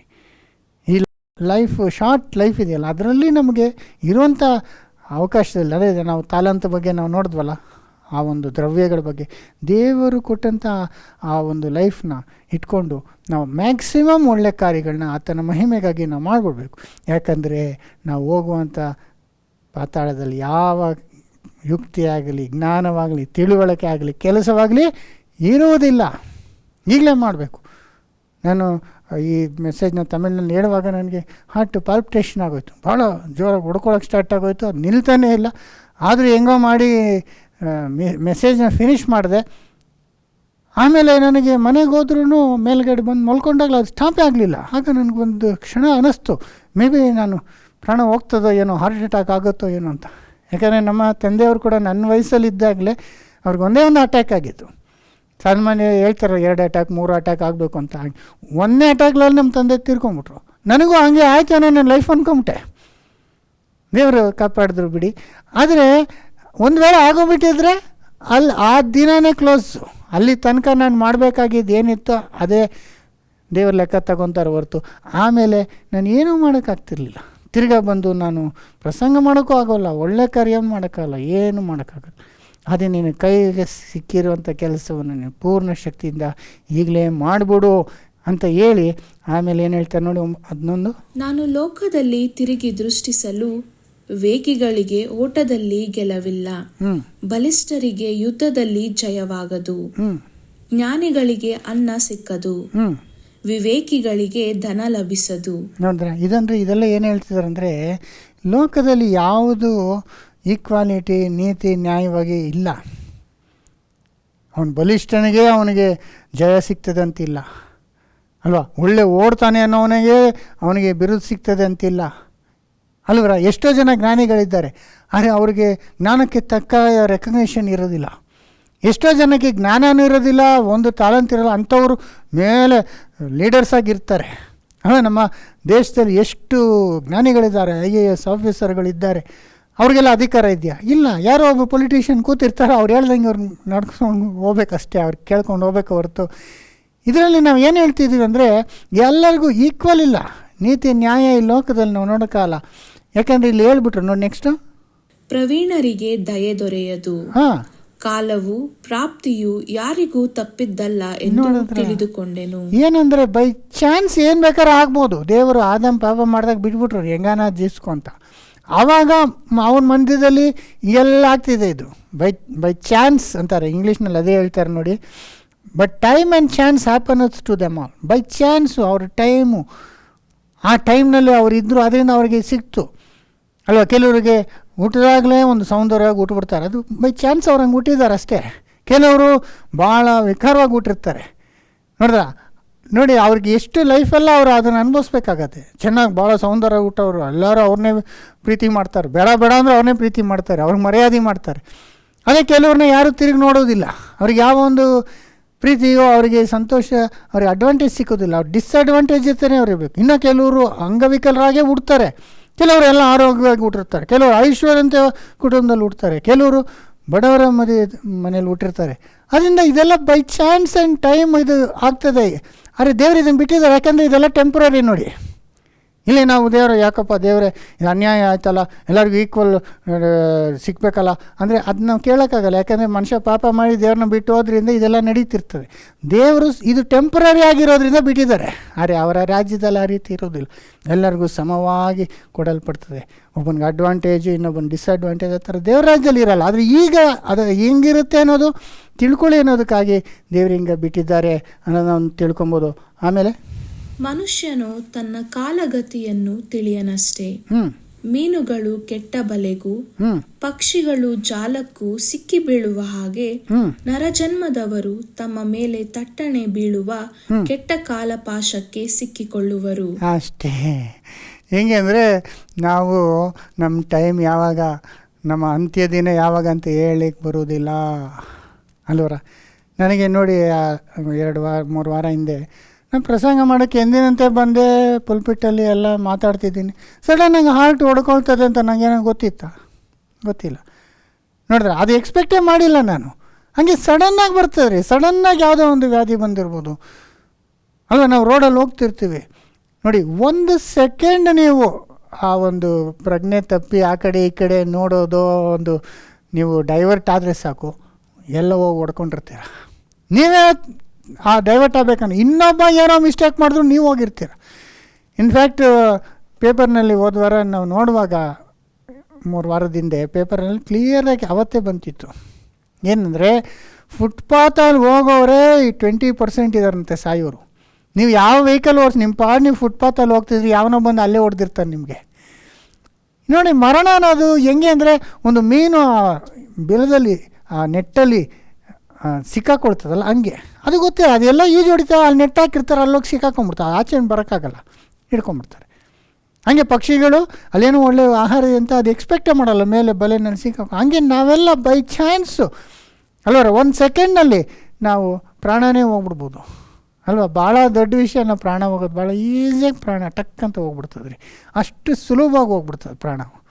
ಆದ್ದರಿಂದ ಇದು ಆಗೋದ್ರಿಂದ ಸೋದರ ಸೋದರಿ, ನಾವು ನಮಗೆ ಕೈಗೆ ಸಿಕ್ಕಿದ್ದನ್ನೆಲ್ಲ ಇನ್ನೂ ಬದುಕಿರುವಾಗಲೇ ನಾವು ಮಾಡಬೇಕು. ಯಾಕಂದರೆ ಸತ್ತ ನಂತರ ನಾವು ಏನೂ ಮಾಡೋಕ್ಕಾಗಲ್ಲ. ಇನ್ನು ಭಾಳಷ್ಟು ವಚನಗಳಿದೆ. ದೇವರನ್ನ ಕೂಡ ಸ್ತುತಿಸೋದಕ್ಕಾಗೋದಿಲ್ಲ, ದೇವರನ್ನ ಕೂಡ ಜ್ಞಾಪಿಸ್ಕೊಳ್ಳೋದಕ್ಕಾಗೋದಿಲ್ಲ. ಮೌನ ಲೋಕಕ್ಕೆ ಹೋದವರು ಯೆಹೋವನನ್ನು ಸ್ತುತಿಸೋದಿಲ್ಲ. ಇವಕ್ಕೆಲ್ಲ ಬೈಬಲ್ನಲ್ಲಿದೆ. ಅದೇ ಏನೇ ಮಾಡಬೇಕಂದ್ರು ಇವಾಗಲೇ ಮಾಡಬೇಕು. ಆದರೆ ಈಗ ನಾವು ದೇವರನ್ನ ತಿಳ್ಕೊಂಡು ಯೇಸು ಸ್ವಾಮಿಯ ಹೆಜ್ಜೆಯೋಡಿನಲ್ಲಿ ನಡೆದು ನಾವು ಸುಕೃತ್ಯಗಳು ನಡೆಸಿದ್ರೆ ಆಗ ಪುನರುತ್ಥಾನದಲ್ಲಿ ಅದಕ್ಕೆ ಪ್ರತಿಫಲ ದೇವರು ಕೊಡ್ತಾರೆ. ನಮಗಾಗಿ ನಾವು ಜೀವಿಸೋದು, ತಿನ್ನೋದು, ಕುಡಿಯೋದು, ಸಂತೋಷವಾಗಿ ಕುಟುಂಬದಲ್ಲಿ ಇರೋದು, ಮನೆ ಕಟ್ಟುವುದು, ಮನೆಯನ್ನು ತುಂಬಿಸಿಕೊಳ್ಳುವುದು, ಎಲ್ಲ ಭೋಗಗಳನ್ನು ಅನುಭವಿಸೋದು, ಇದೆಲ್ಲ ಮಾಡಿದ್ರೆ ಈ ಜೀವಮಾನಕ್ಕೆ ಮಾತ್ರ ಅದು ಅಲ್ವರ. ಅದು ನಮ್ಮ ಸ್ವಂತ ಕಾರ್ಯಕ್ಕೆ ನಮಗೆ ಇವಾಗ ಸಂತೋಷವಿದೆ ಅಷ್ಟೇ. ನಾವು ಎಷ್ಟೇ ಮಾಡಿದ್ರೂ ಈ ಲೋಕಕ್ಕೆ ಸತ್ತ ನಂತರ ಅಲ್ಲಿ ಮುಗೀತಲ್ಲಿ ಅಲ್ವರ. ಆದರೆ ನಾವು ಆಗಿ ಮಾಡದೆ ನಮ್ಮ ಸೌಕರ್ಯಗಳನ್ನು ಬಿಟ್ಟು ದೇವರ ಮಹಿಮೆಗಾಗಿ ನಾವು ಅದನ್ನು ತ್ಯಾಗ ಮಾಡಿ ನಮ್ಮ ಜೀವಮಾನನೇ ದೇವರಿಗಾಗಿ ನಾವು ಅರ್ಪಿಸ್ಕೊಂಡು ದೇವರಿಗಾಗಿ ನಾವು ಜೀವಿಸ್ತೀವಿ ಅಂದ್ಕೊಳ್ರಿ, ಆ ಕಾರ್ಯಗಳನ್ನ ದೇವರು ಪುನರುತ್ಥಾನದ ದಿನದಲ್ಲಿ ಅವರು ಜ್ಞಾಪಕ ಇಟ್ಟುಕೊಂಡು ಅದಕ್ಕೆ ತಕ್ಕ ಫಲವನ್ನು ಆತನ ಕೊಡ್ತಾನೆ ಅದು ದೇವರ ರಾಜ್ಯದಲ್ಲಿ ನಮಗೆ ಸಿಗ್ತದೆ. ಅದರಿಂದ ಅದನ್ನು ನಾವು ಚೆನ್ನಾಗಿ ತಿಳ್ಕೊಬೇಕು ಸಹೋದರ ಸಹೋದರಿ. ಪ್ರಕಟಣೆ ನಾವು ನೋಡುವಾಗ ಎಷ್ಟು ಚೆನ್ನಾಗಿ ಪ್ರಕಟಣೆಯಲ್ಲಿ ಯೇಸು ಸ್ವಾಮಿಯ ಬರುವಿಕೆ, ಸೈತಾನ ಕಟ್ಟಾಕಿ 1000 ವರ್ಷ ಆಳ್ವಿಕೆ ಮಾಡುವಂಥದ್ದು ಅಲ್ವರ, ಆಗ ಜನಗಳಿಗೆ ಸಿಕ್ಕುವಂಥ ಆಶೀರ್ವಾದ ಇದೆಲ್ಲ ಬರೆಯಲ್ಪಟ್ಟಿದೆಯಲ್ಲ. ಅದರಲ್ಲಿ ಒಂದು ಮುಖ್ಯವಾದ ವಿಷಯನಲ್ಲಿ ಒಂದು ಕ್ಲಾರಿಟಿ ನಾವು ತಗೊಬೇಕು. ಅದೇನೆಂದರೆ ಪ್ರಕಟಣೆ 14ನೇ ಅಧ್ಯಾಯ 13ನೇ ವಚನ ಓದಿ. ಪರಲೋಕದಿಂದ ಒಂದು ಶಬ್ದವು ನನಗೆ ಕೇಳಿಸಿತು, ಅದು ಇಂದಿನಿಂದ ಕರ್ತನ ಭಕ್ತರಾಗಿ ಸಾಯುವವರು ಧನ್ಯರು ಎಂಬುದಾಗಿ ಬರೆ ಎಂದು ನನಗೆ ಹೇಳಿತು. ಅದಕ್ಕೆ ಆತ್ಮನು, ಹೌದು, ಅವರು ಧನ್ಯರೇ, ಅವರ ಕಷ್ಟ ತೀರಿತು, ಅವರಿಗೆ ವಿಶ್ರಾಂತಿಯಾಗುವುದು, ಅವರ ಸುಕೃತ್ಯಗಳು ಅವರೊಡನೆ ಬರುವವು ಎಂದು ಹೇಳುತ್ತಾನೆ. ಇದನ್ನು ನಾನು ಹೇಳಿದ್ದು, ಅವರಿಗೆ ಸತ್ತಾಗ ಅವರಿಗೆ ವಿಶ್ರಾಂತಿ ಸಿಗುತ್ತೆ, ಅವರ ಶ್ರಮ ಎಲ್ಲ ತೀರಿ ಹೋಗ್ತದೆ, ಅವರ ಸುಕೃತ್ಯಗಳು ಅವರ ಹಿಂದೆ ಬರ್ತದೆ ಅಲ್ವರ. ಅವ್ರು ಮಾಡುವಂಥ ಒಳ್ಳೆ ಕೃತ್ಯಗಳು ಮಾತ್ರ ಅವರಿಗೆ ಲಾಭಕರವಾಗಿರ್ತದೆ, ಅದರಿಂದ ಅವರಿಗೆ ಪ್ರತಿಫಲ ಸಿಗ್ತದೆ ಅಂದರು. ಆದರೆ ಇಲ್ಲಿ ಹೇಳಿರೋ ಒಂದು ಪರ್ಟಿಕ್ಯುಲರ್ ಕ್ಲಾರಿಫಿಕೇಷನ್ ನಾವು ತಗೊಬೇಕಾದ ಏನಂದರೆ, ಇಂದಿನಿಂದ ಕರ್ತನಲ್ಲಿ ಸಾಯುವವರು ಧನ್ಯರು ಅಂದರು. ಈಗ ನೋಡಿ ಇನ್ನೊಂದ್ಸತಿ. ಪರಲೋಕದಿಂದ ಒಂದು ಶಬ್ದವು ನನಗೆ ಕೇಳಿಸಿತು, ಅದು ಇಂದಿನಿಂದ ಕರ್ತನ ಭಕ್ತರಾಗಿ ಸಾಯುವವರು ಧನ್ಯರು ಎಂಬುದಾಗಿ ಬರೆ ಎಂದು ನನಗೆ ಹೇಳಿತು. ನೋಡಿ, ಇಂದಿನಿಂದ ಅಂದರೆ ಯಾವಾಗಿಂದ? ಭಾಳ ಜನ ಅನ್ಕೊಳ್ಳೋದು ಆ ಒಂದು ಪ್ರಕಟಣೆಯಲ್ಲಿ ಬರೆದಂಥ ಒಂದು ಕಾಲದಿಂದ, ಆ ಒಂದು ಪರ್ಟಿಕ್ಯುಲರ್ ಟೈಮಿಂದ ಸಾಯುವವರು, ಕರ್ತನಲ್ಲಿ ಸಾಯುವವರು ಧನ್ಯರು ಅಂತ. ಆ್ಯಕ್ಚುಲಿ ಅದು ದೊಡ್ಡ ಒಂದು ಮಿಸ್ಟೇಕ್ ರೀ ಆ ಥರ ಅಂದ್ಕೊಳ್ಳೋದು. ಯಾವ ಒಂದು ಪಾಯಿಂಟ್ ಆಫ್ ಟೈಮಿಂದ ಕರ್ತನಲ್ಲಿ ಸಾಯುವವರು ಮಾತ್ರ ಧನ್ಯರಂತ ನಾವು ತಗೊಳ್ಳೋಕ್ಕಾಗ್ತದ? ಇಲ್ಲ. ಕರ್ತನಲ್ಲಿ ಸಾಯುವವರು ಯಾವಾಗಲೂ ಧನ್ಯರೇ. ಅವರ ಅಪೊಸ್ತಲ ಕಾಲದಿಂದ ಕರ್ತನಲ್ಲಿ ಸಾಯುವಂಥವ್ರು ಇದ್ದಾರಲ್ವ. ಸ್ಟೀಫನ್ನಿಂದ ಆತನು ದೇವರ ಸತ್ಯಕ್ಕೆ ಸಾಕ್ಷಿ ಕೊಡೋನಾಗಿ ಇದ್ದು ಯೇಸು ಸ್ವಾಮಿ ಹೆಸರಿಗಾಗಿ ಆತನು ಪ್ರಾಣ ಕೊಟ್ಟನು. ಕರ್ತನಲ್ಲಿ ಸತ್ತವನು, ಆತನಿಂದ ಅಪೊಸ್ತಲರುಗಳಾಗಲಿ ಆದಿ ಸಭೆಯಲ್ಲಿ ಎಷ್ಟೋ ಸಾವಿರ ಜನಗಳು ಅವರು ನಾನಾ ವಿಧದ ಕಷ್ಟಪಟ್ಟು ಅವರು ಕರ್ತನಲ್ಲಿ ಸತ್ತಿದ್ದಾರೆ. ಮತ್ತು ಇನ್ನೂ ಅನೇಕರು ಕರ್ತನಿಗಾಗಿ ಜೀವಮಾನ ಕಾಲವೆಲ್ಲ ಬದುಕಿ ಸತ್ತಿದ್ದಾರೆ ಅಲ್ಲವರು. ಹಂಗೆ ಎಷ್ಟು ದೊಡ್ಡ ದೇವರ ಮನುಷ್ಯರುಗಳು ನಮ್ಮ ಜೀವಮಾನ ಕಾಲದಲ್ಲಿ ನಮಗೆ ಮುಂದೆ ಹೋದಂಥವರು, ನಮಗೆ ಪಾಠಗಳನ್ನು ಹೇಳಿಕೊಟ್ಟಂಥ ಅವರೆಲ್ಲರೂ ಕೂಡ ಕರ್ತನಲ್ಲಿ ಜನ ಸತ್ತರವರು, ವಿಶ್ವಾಸದಲ್ಲಿ ಸತ್ತು ತಾನೆ. ಕರ್ತನಲ್ಲಿ ಸತ್ತವರೆಲ್ಲರೂ ಭಾಗ್ಯವರೇ. ಇಂದಿನಿಂದ ಅಂದರೆ ಯಾವುದೋ ಒಂದು ಪರ್ಟಿಕ್ಯುಲರ್ ಟೈಮಿಂದ ಕರ್ತನಲ್ಲಿ ಸತ್ತವರಂತ ಬರೋದಿಲ್ಲ ಸಹೋದರ. ಏನು ಅರ್ಥ ಅಂದರೆ, ಕರ್ತನಲ್ಲಿ ಸತ್ತವರು ಇಂದಿನಿಂದ ಅಂದರೆ ಇಯರ್ ಆಫ್ಟರ್, ಇದಕ್ಕೆ ಮೇಲೆ ಅವರ ಆಶೀರ್ವಾದವನ್ನು ಭಾಗ್ಯವನ್ನು ಹೊಂದಿಕೊಳ್ಳುವರು, ಧನ್ಯತೆಯನ್ನು ಹೊಂದಿಕೊಳ್ಳುವರು ಅಂತ ಹಂಗೆ ತಗೊಬೇಕು ಅರ್ಥ. ಇಂದಿನಿಂದ ಅಂದರೆ ಆ ಭಾಗ್ಯತೆ, ಆ ಧನ್ಯವನ್ನು ಹೊಂದಿಕೊಳ್ಳೋದು ಯಾವಾಗ ಅಂದರೆ ಯೇಸು ಎರಡನೇ ಬರೋಕ್ಕಿಲ್ಲ. ಅದನ್ನೇ 14ನೇ ಅಧ್ಯಾಯ 1ನೇ ವಚನದಲ್ಲಿ ಏನು ನೋಡ್ತೀವಿ? ಚಿಯೋನ್ ಪಟ್ಟಣದ ಮೇಲೆ ಯಜ್ಞದ ಕುರಿಯಾದ ಆತನು ನಿಂತು ಆತನೊಂದಿಗೆ 1,44,000 ಜನಗಳು ಇದ್ದರು, ವೀಣೆ ಬಾರಿಸ್ಕೊಂಡಿದ್ರಲ್ಲ, ಅದು ಆವಾಗಿಂದ ಆ ಧನ್ಯವನ್ನು ಧನ್ಯರಾಗ್ತಾರವರು. ಅದಕ್ಕೆ ಸಾಯೋದು ಯಾವಾಗ? ಅವರಿಗೆ ಜೀವಮಾನ ಕಾಲದಲ್ಲಿ ಅವ್ರಿಗೆ ಯಾವಾಗಿದ್ರೂ ಈ 2000 ವರ್ಷದಲ್ಲಿ ಸ್ವಾಮಿಯ ನಂತರ ಬಂದಂಥ ಅವರೆಲ್ಲ ಧನ್ಯರಾಗ್ಬಿಡ್ತಾರೆ. ಅವರು ಕರ್ತನಲ್ಲಿ ಸತ್ತವರು. ಅದನ್ನೇ ತಾನೇ ನಾವು ನೋಡ್ತೀವಿ. ಕರ್ತನು ಪ್ರಧಾನ ದೂತ ಶಬ್ದದಿಂದ ಬರುವನು, ಆಗ ಕರ್ತನಲ್ಲಿ ಸತ್ತವರು, ಕ್ರಿಸ್ತನಲ್ಲಿ ಸತ್ತವರು ಮೊದಲು ಎದ್ದು ಬರುವರು ನೋಡ್ತೀವಲ್ಲ. ಕ್ರಿಸ್ತನಲ್ಲಿ ಸತ್ತವರು ಅಲ್ವರ, ಎಲ್ಲರಿಗೂ ಆ ಯೇಸು ಸ್ವಾಮಿ ಬರುವಾಗ ಆಗ ಅವರು ಧನ್ಯರಾಗ್ತಾರೆ. ಅದು ಹಂಗೆ ತಗೊಬೇಕು. ಇಲ್ಲಿ ಕನ್ನಡದಲ್ಲಿ ಟ್ರಾನ್ಸ್ಲೇಷನ್ ಕರೆಕ್ಟಾಗಿಲ್ಲ, ಇಂಗ್ಲೀಷಲ್ಲೇ ಕರೆಕ್ಟಾಗಿಲ್ಲ ನೋಡಿ. ಇಂಗ್ಲೀಷಲ್ಲಿ ಏನು ಬರ್ತದೆ? I heard a voice from heaven saying write blessed are the dead which die in the Lord from henceforth ಅಂದ್ಬಿಟ್ರು. ಅಲ್ಲ ಅಂದರೆ ಹೆನ್ಸ್ ಫೋರ್ತಿಂದ ಸಾಯುವಂಥವ್ರು ಧನ್ಯರು, ಹಂಗಲ್ಲ. ಅದು ಹೆಂಗೆ ಬರಬೇಕಂದ್ರೆ, blessed are the dead which die in the Lord from hence fourth ಅಂದರೆ from hence fourth blessed ಆಗ್ತಾರೆ ಅವರು. ಅಂದರೆ ಅವರು ಬ್ಲೆಸ್ಸೆಡ್ ಆಗೋದು ಫ್ರಮ್ ಹೆನ್ಸ್ ಫೋರ್ತ್ ಅಂದರೆ ಯೇಸು ಬಂದು ಅವ್ರನ್ನ ಎಬ್ಬಿಸುವ ಕಾಲದಿಂದ ಅವರು ಧನ್ಯರಾಗೋರು. ಅಂದರೆ ಇದನ್ನೇ 6ನೇ ವಚನದಲ್ಲಿ ಕೂಡ ನೋಡ್ಬೋದು. 20ನೇ ಅಧ್ಯಾಯ 6ನೇ ವಚನದಲ್ಲಿ, ಪ್ರಥಮ ಪುನರುತ್ಥಾನದಲ್ಲಿ ಸೇರಿರುವವನು ಧನ್ಯನು ಪರಿಶುದ್ಧನೂ ಆಗಿದ್ದಾನೆ. ಅದು ಆವಾಗಲೇ ಅವ್ರು ಧನ್ಯರಾಗೋದು. ಪ್ರಥಮ ಪುನರುತ್ಥಾನದಲ್ಲಿ ಇರುವಂಥವನು ಧನ್ಯನು ಅಂದಾಗ ಪುನರುತ್ಥಾನದಿಂದ ಅವರು ಈ ದಿನದಿಂದ ಧನ್ಯರಾಗೋದು ಅಂದರೆ ಆ ಪ್ರಥಮ ಪುನರುತ್ಥಾನದಿಂದ ಅವರು ಧನ್ಯರಾಗ್ತಾರಂತೆ ಅಲ್ವ. ಈ ದಿನದಿಂದ ಸಾಯೋರಲ್ಲ, ಕರ್ತನಲ್ಲಿ ಯಾವಾಗ ಸತ್ತಿದ್ದಾರೋ ಅವರು ಸತ್ತಿರುವವರೆಲ್ಲರೂ ಈ ದಿನದಿಂದ ಅಂದರೆ ಪುನರುತ್ಥಾನದ ದಿನದಿಂದ ಅವರು ಧನ್ಯರಾಗ್ತಾರೆ ಅನ್ನೋದು ನಮಗೆ ಇಲ್ಲಿ ಕೊಡಲ್ಪಟ್ಟಿದೆ. ಅದರಿಂದ ತಮಿಳಲ್ಲಿ ಕರೆಕ್ಟಾಗಿ ಬರ್ತದೆ. ಆ್ಯಕ್ಚುಲಿ ನಾನು ಓದುವಾಗ ತಮಿಳಿನಲ್ಲಿ ಕರ್ತರ್ಕೊಳ್ ಮರೆಯುತ್ತವರ್ ಇದು ಮೊದಲು ವಾಕ್ಯವಾನ್ಗಳು ಆ ಥರ ಏನೋ ಬರ್ತದೆ. ಆದ್ದರಿಂದ ಟ್ರಾನ್ಸ್ಲೇಷನ್ಗಳು ನೋಡಿ ಎಲ್ಲದರಲ್ಲೂ ಪರ್ಫೆಕ್ಟಾಗಿರಲ್ಲ. ಅದರಿಂದ ನಾವು ಭಾಳ ಆಲೋಚನೆ ಮಾಡಬೇಕು. ಆವಾಗಲೇ ನಾನು ಯೋಬ್ನಲ್ಲಿ ಹೇಳಿದ್ದು ಕೂಡ ಅದು ಒಂದು ದೊಡ್ಡ ವಿಷಯ ಅಲ್ವಾ. ಟ್ರಾನ್ಸ್ಲೇಷನ್ನಲ್ಲಿ ನಾವು ಕಾಂಟೆಕ್ಸ್ಟ್ ನೋಡಿ ನಾವು ಕರೆಕ್ಟಾಗಿ ಬೇರೆ ಎಲ್ಲ ವಿಷಯನ ಮನಸ್ಸಲ್ಲಿ ಇಟ್ಕೊಂಡು ತಿಳ್ಕೊಬೇಕು. ಒಂದು ವಚನ ನಾವು ಮಿಸ್ಟೇಕ್ ಮಾಡಿಬಿಟ್ಟಿದ್ರೆ ಅದನ್ನು ಮಿಸ್ಟೇಕ್ ಇಟ್ಕೊಂಡೇ ನಾವು ಒಂದು ಡಾಕ್ಟ್ರಿನ ಕಟ್ಟುವಂಥದ್ದಲ್ಲ ಸೋದರಿ. ಆದ್ದರಿಂದ ಈ ವಾಕ್ಯಗಳನ್ನ ನಾವು ಜ್ಞಾಪಕ ಇಟ್ಕೊಂಡು ನಾವು ಅಂತ್ಯಕಾಲದಲ್ಲಿದ್ವಿ, ನಮ್ಮ ಮರಣ ಯಾವ ಮೊಮೆಂಟ್ ಬೇಕಾದ್ರೆ ಬರ್ಬೋದು. ಸಹೋದರ ನಾವು ಈ ವಾಕ್ಯನ ಕೇಳ್ತಾ ಇದ್ದೀರಾ, ಎಷ್ಟೋ ಜನ ಸಭೆಯಲ್ಲಿದ್ದೀವಿ ಅಲ್ವರ. ಆ ಒಂದು ಡೇ ನಿಮಗೆ ಯಾವಾಗ ಬರ್ತದೋ ಗೊತ್ತಿಲ್ಲ, ಅದು ಯಾವಾಗೋನ ಬರ್ಬೋದು. ಬಂದಾಗ ನಾವು ಏನು ಕೆಲಸ ಮಾಡೋಕ್ಕಾಗೋದಿಲ್ಲ.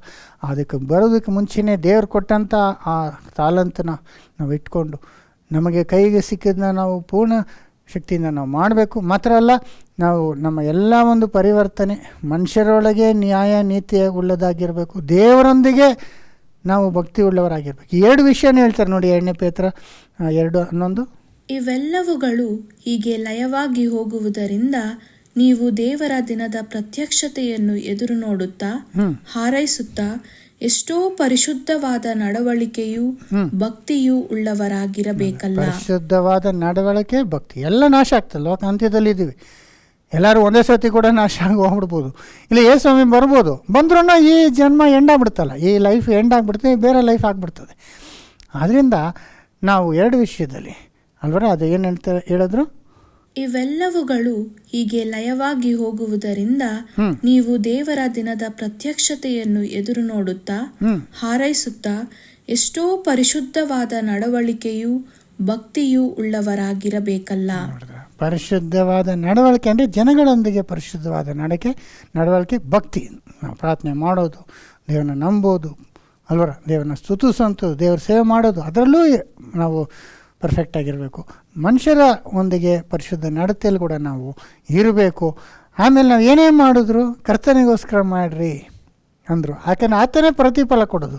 ನೋಡಿ ಕೊಲೋಸ್ಯ 3:17, ನೀವು ನುಡಿಯಿಂದಾಗಲಿ ನಡೆಯಿಂದಾಗಲಿ ಏನು ಮಾಡಿದರೂ ಅದೆಲ್ಲವನ್ನು ಕರ್ತನಾದ ಯೇಸುವಿನ ಹೆಸರಿನಲ್ಲಿಯೇ ಮಾಡಿರಿ. ಆತನ ಮೂಲಕ ತಂದೆಯಾದ ದೇವರಿಗೆ ಕೃತಜ್ಞತಾಸ್ತುತಿಯನ್ನು ಸಲ್ಲಿಸಿರಿ. ಹೌದಾ?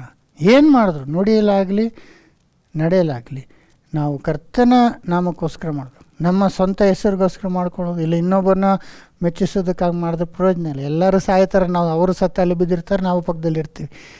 ಅವರು ನಮಗೇನು ಮಾಡೋಕ್ಕಾಗೋಲ್ಲ. ಅಂದರೆ ನಮಗೆ ನಾವು ಮಾಡಿಕೊಂಡ್ರೂ ಪ್ರಯೋಜನ ಇಲ್ಲ, ಸಾಯೋ ತನಕನೇ ನಮ್ಮೆಲ್ಲ ಸಂತೋಷ.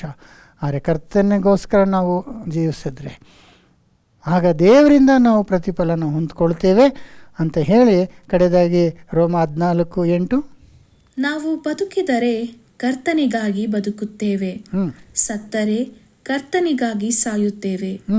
ಬದುಕಿದರೂ ಸತ್ತರೂ ನಾವು ಕರ್ತನವರೇ. ನೋಡಿದ್ರೆ ಅದರಿಂದ ನಾವು ಬದುಕುವಾಗ ನಾವು ಕರ್ತನಿಗಾಗಿ ಬದುಕಬೇಕು, ಸತ್ತಾಗ ಕೂಡ ನಾವು ಕ್ರಿಸ್ತನಲ್ಲಿ ನಾವು ಸತ್ತಿದ್ದರೆ ನಮ್ಮ ಸುಕೃತ್ಯಗಳು ನಮ್ಮಿಂದಿಗೆ ಬರುವುದು ಅಲ್ವರ. ಆಗ ಯೇಸು ಸ್ವಾಮಿಯ ಮೂಲಕ ನಾವು ಆ ಒಂದು ಕೃಪೆಯನ್ನು, ರಾಜ್ಯವನ್ನು, ನಿತ್ಯ ಜೀವವನ್ನೇ ನಾವು ಹೊಂದ್ಕೊಳ್ತೇವೆ. ಅದರಿಂದ ನಾವು ಇರುವಂಥ ಇದೇ ನಮಗೆ ಲೈಫು, ಫಸ್ಟ್ ಲೈಫು, ಇದೇ ಮೊದಲನೇ ಜನ್ಮ. ಇದು ಭಾಳ ಮುಖ್ಯ. ಆಮೇಲೆ ನಿತ್ಯ ಜೀವ ಇರ್ಬೋದು, ಆದರೆ ಇದು ಭಾಳ ಮುಖ್ಯ. ಈ ಜೀವತನ ನಾವು ಹೆಂಗೆ ಜೀವಿಸ್ತೀವೋ ಅದ್ರ ಮೇಲೆ ಡಿಪೆಂಡ್ ಆಗುತ್ತೆ ನಮ್ಮ ಫ್ಯೂಚರ್ ಹೆಂಗಿರುತ್ತೆ ಅನ್ನೋದು ಕೂಡ. ಆದ್ದರಿಂದ ದೇವರ ಸತ್ಯ ಅಂತ ತಿಳ್ಕೊಂಡಿದ್ದರಿಂದ ನಾವು ಲೋಕದಲ್ಲಿ ಇರುವಂಥ ಜನಗಳ ಹಾಗೆ, ಪಶುಗಳ ಹಾಗೆ, ಅರಿವು ಜ್ಞಾನ ಇಲ್ಲದೆ, ತಿಳುವಳಿಕೆ ಇಲ್ಲದೆ ಪಶುಗಳ ರೀತಿಯಲ್ಲಿ ಸಾಯ್ತಿದ್ದಾರಲ್ಲ, ಆ ರೀತಿ ಇಲ್ಲದೆ ನಾವು ತಿಳ್ಕೊಂಡಂಥ ಸತ್ಯ ವಾಕ್ಯಗಳನ್ನು ನಾವು ನಂಬಿ ಯೇಸು ಸ್ವಾಮಿಯ ರೀತಿಯಲ್ಲಿ ಅವರಿಗೆ ಮೆಚ್ಚುಗೆಯಾದಂಥ ರೀತಿಯಲ್ಲಿ ನಾವು ಜೀವಿಸಲಿಕ್ಕೆ ಆಗುವಂತೆ ದೇವರು ನನಗೂ ನಿಮಗೂ ಸಹಾಯ ಮಾಡಲಿ ಅಂತ ಹೇಳಿ ಮುಗಿಸ್ಕೊತೀನಿ. Thank you.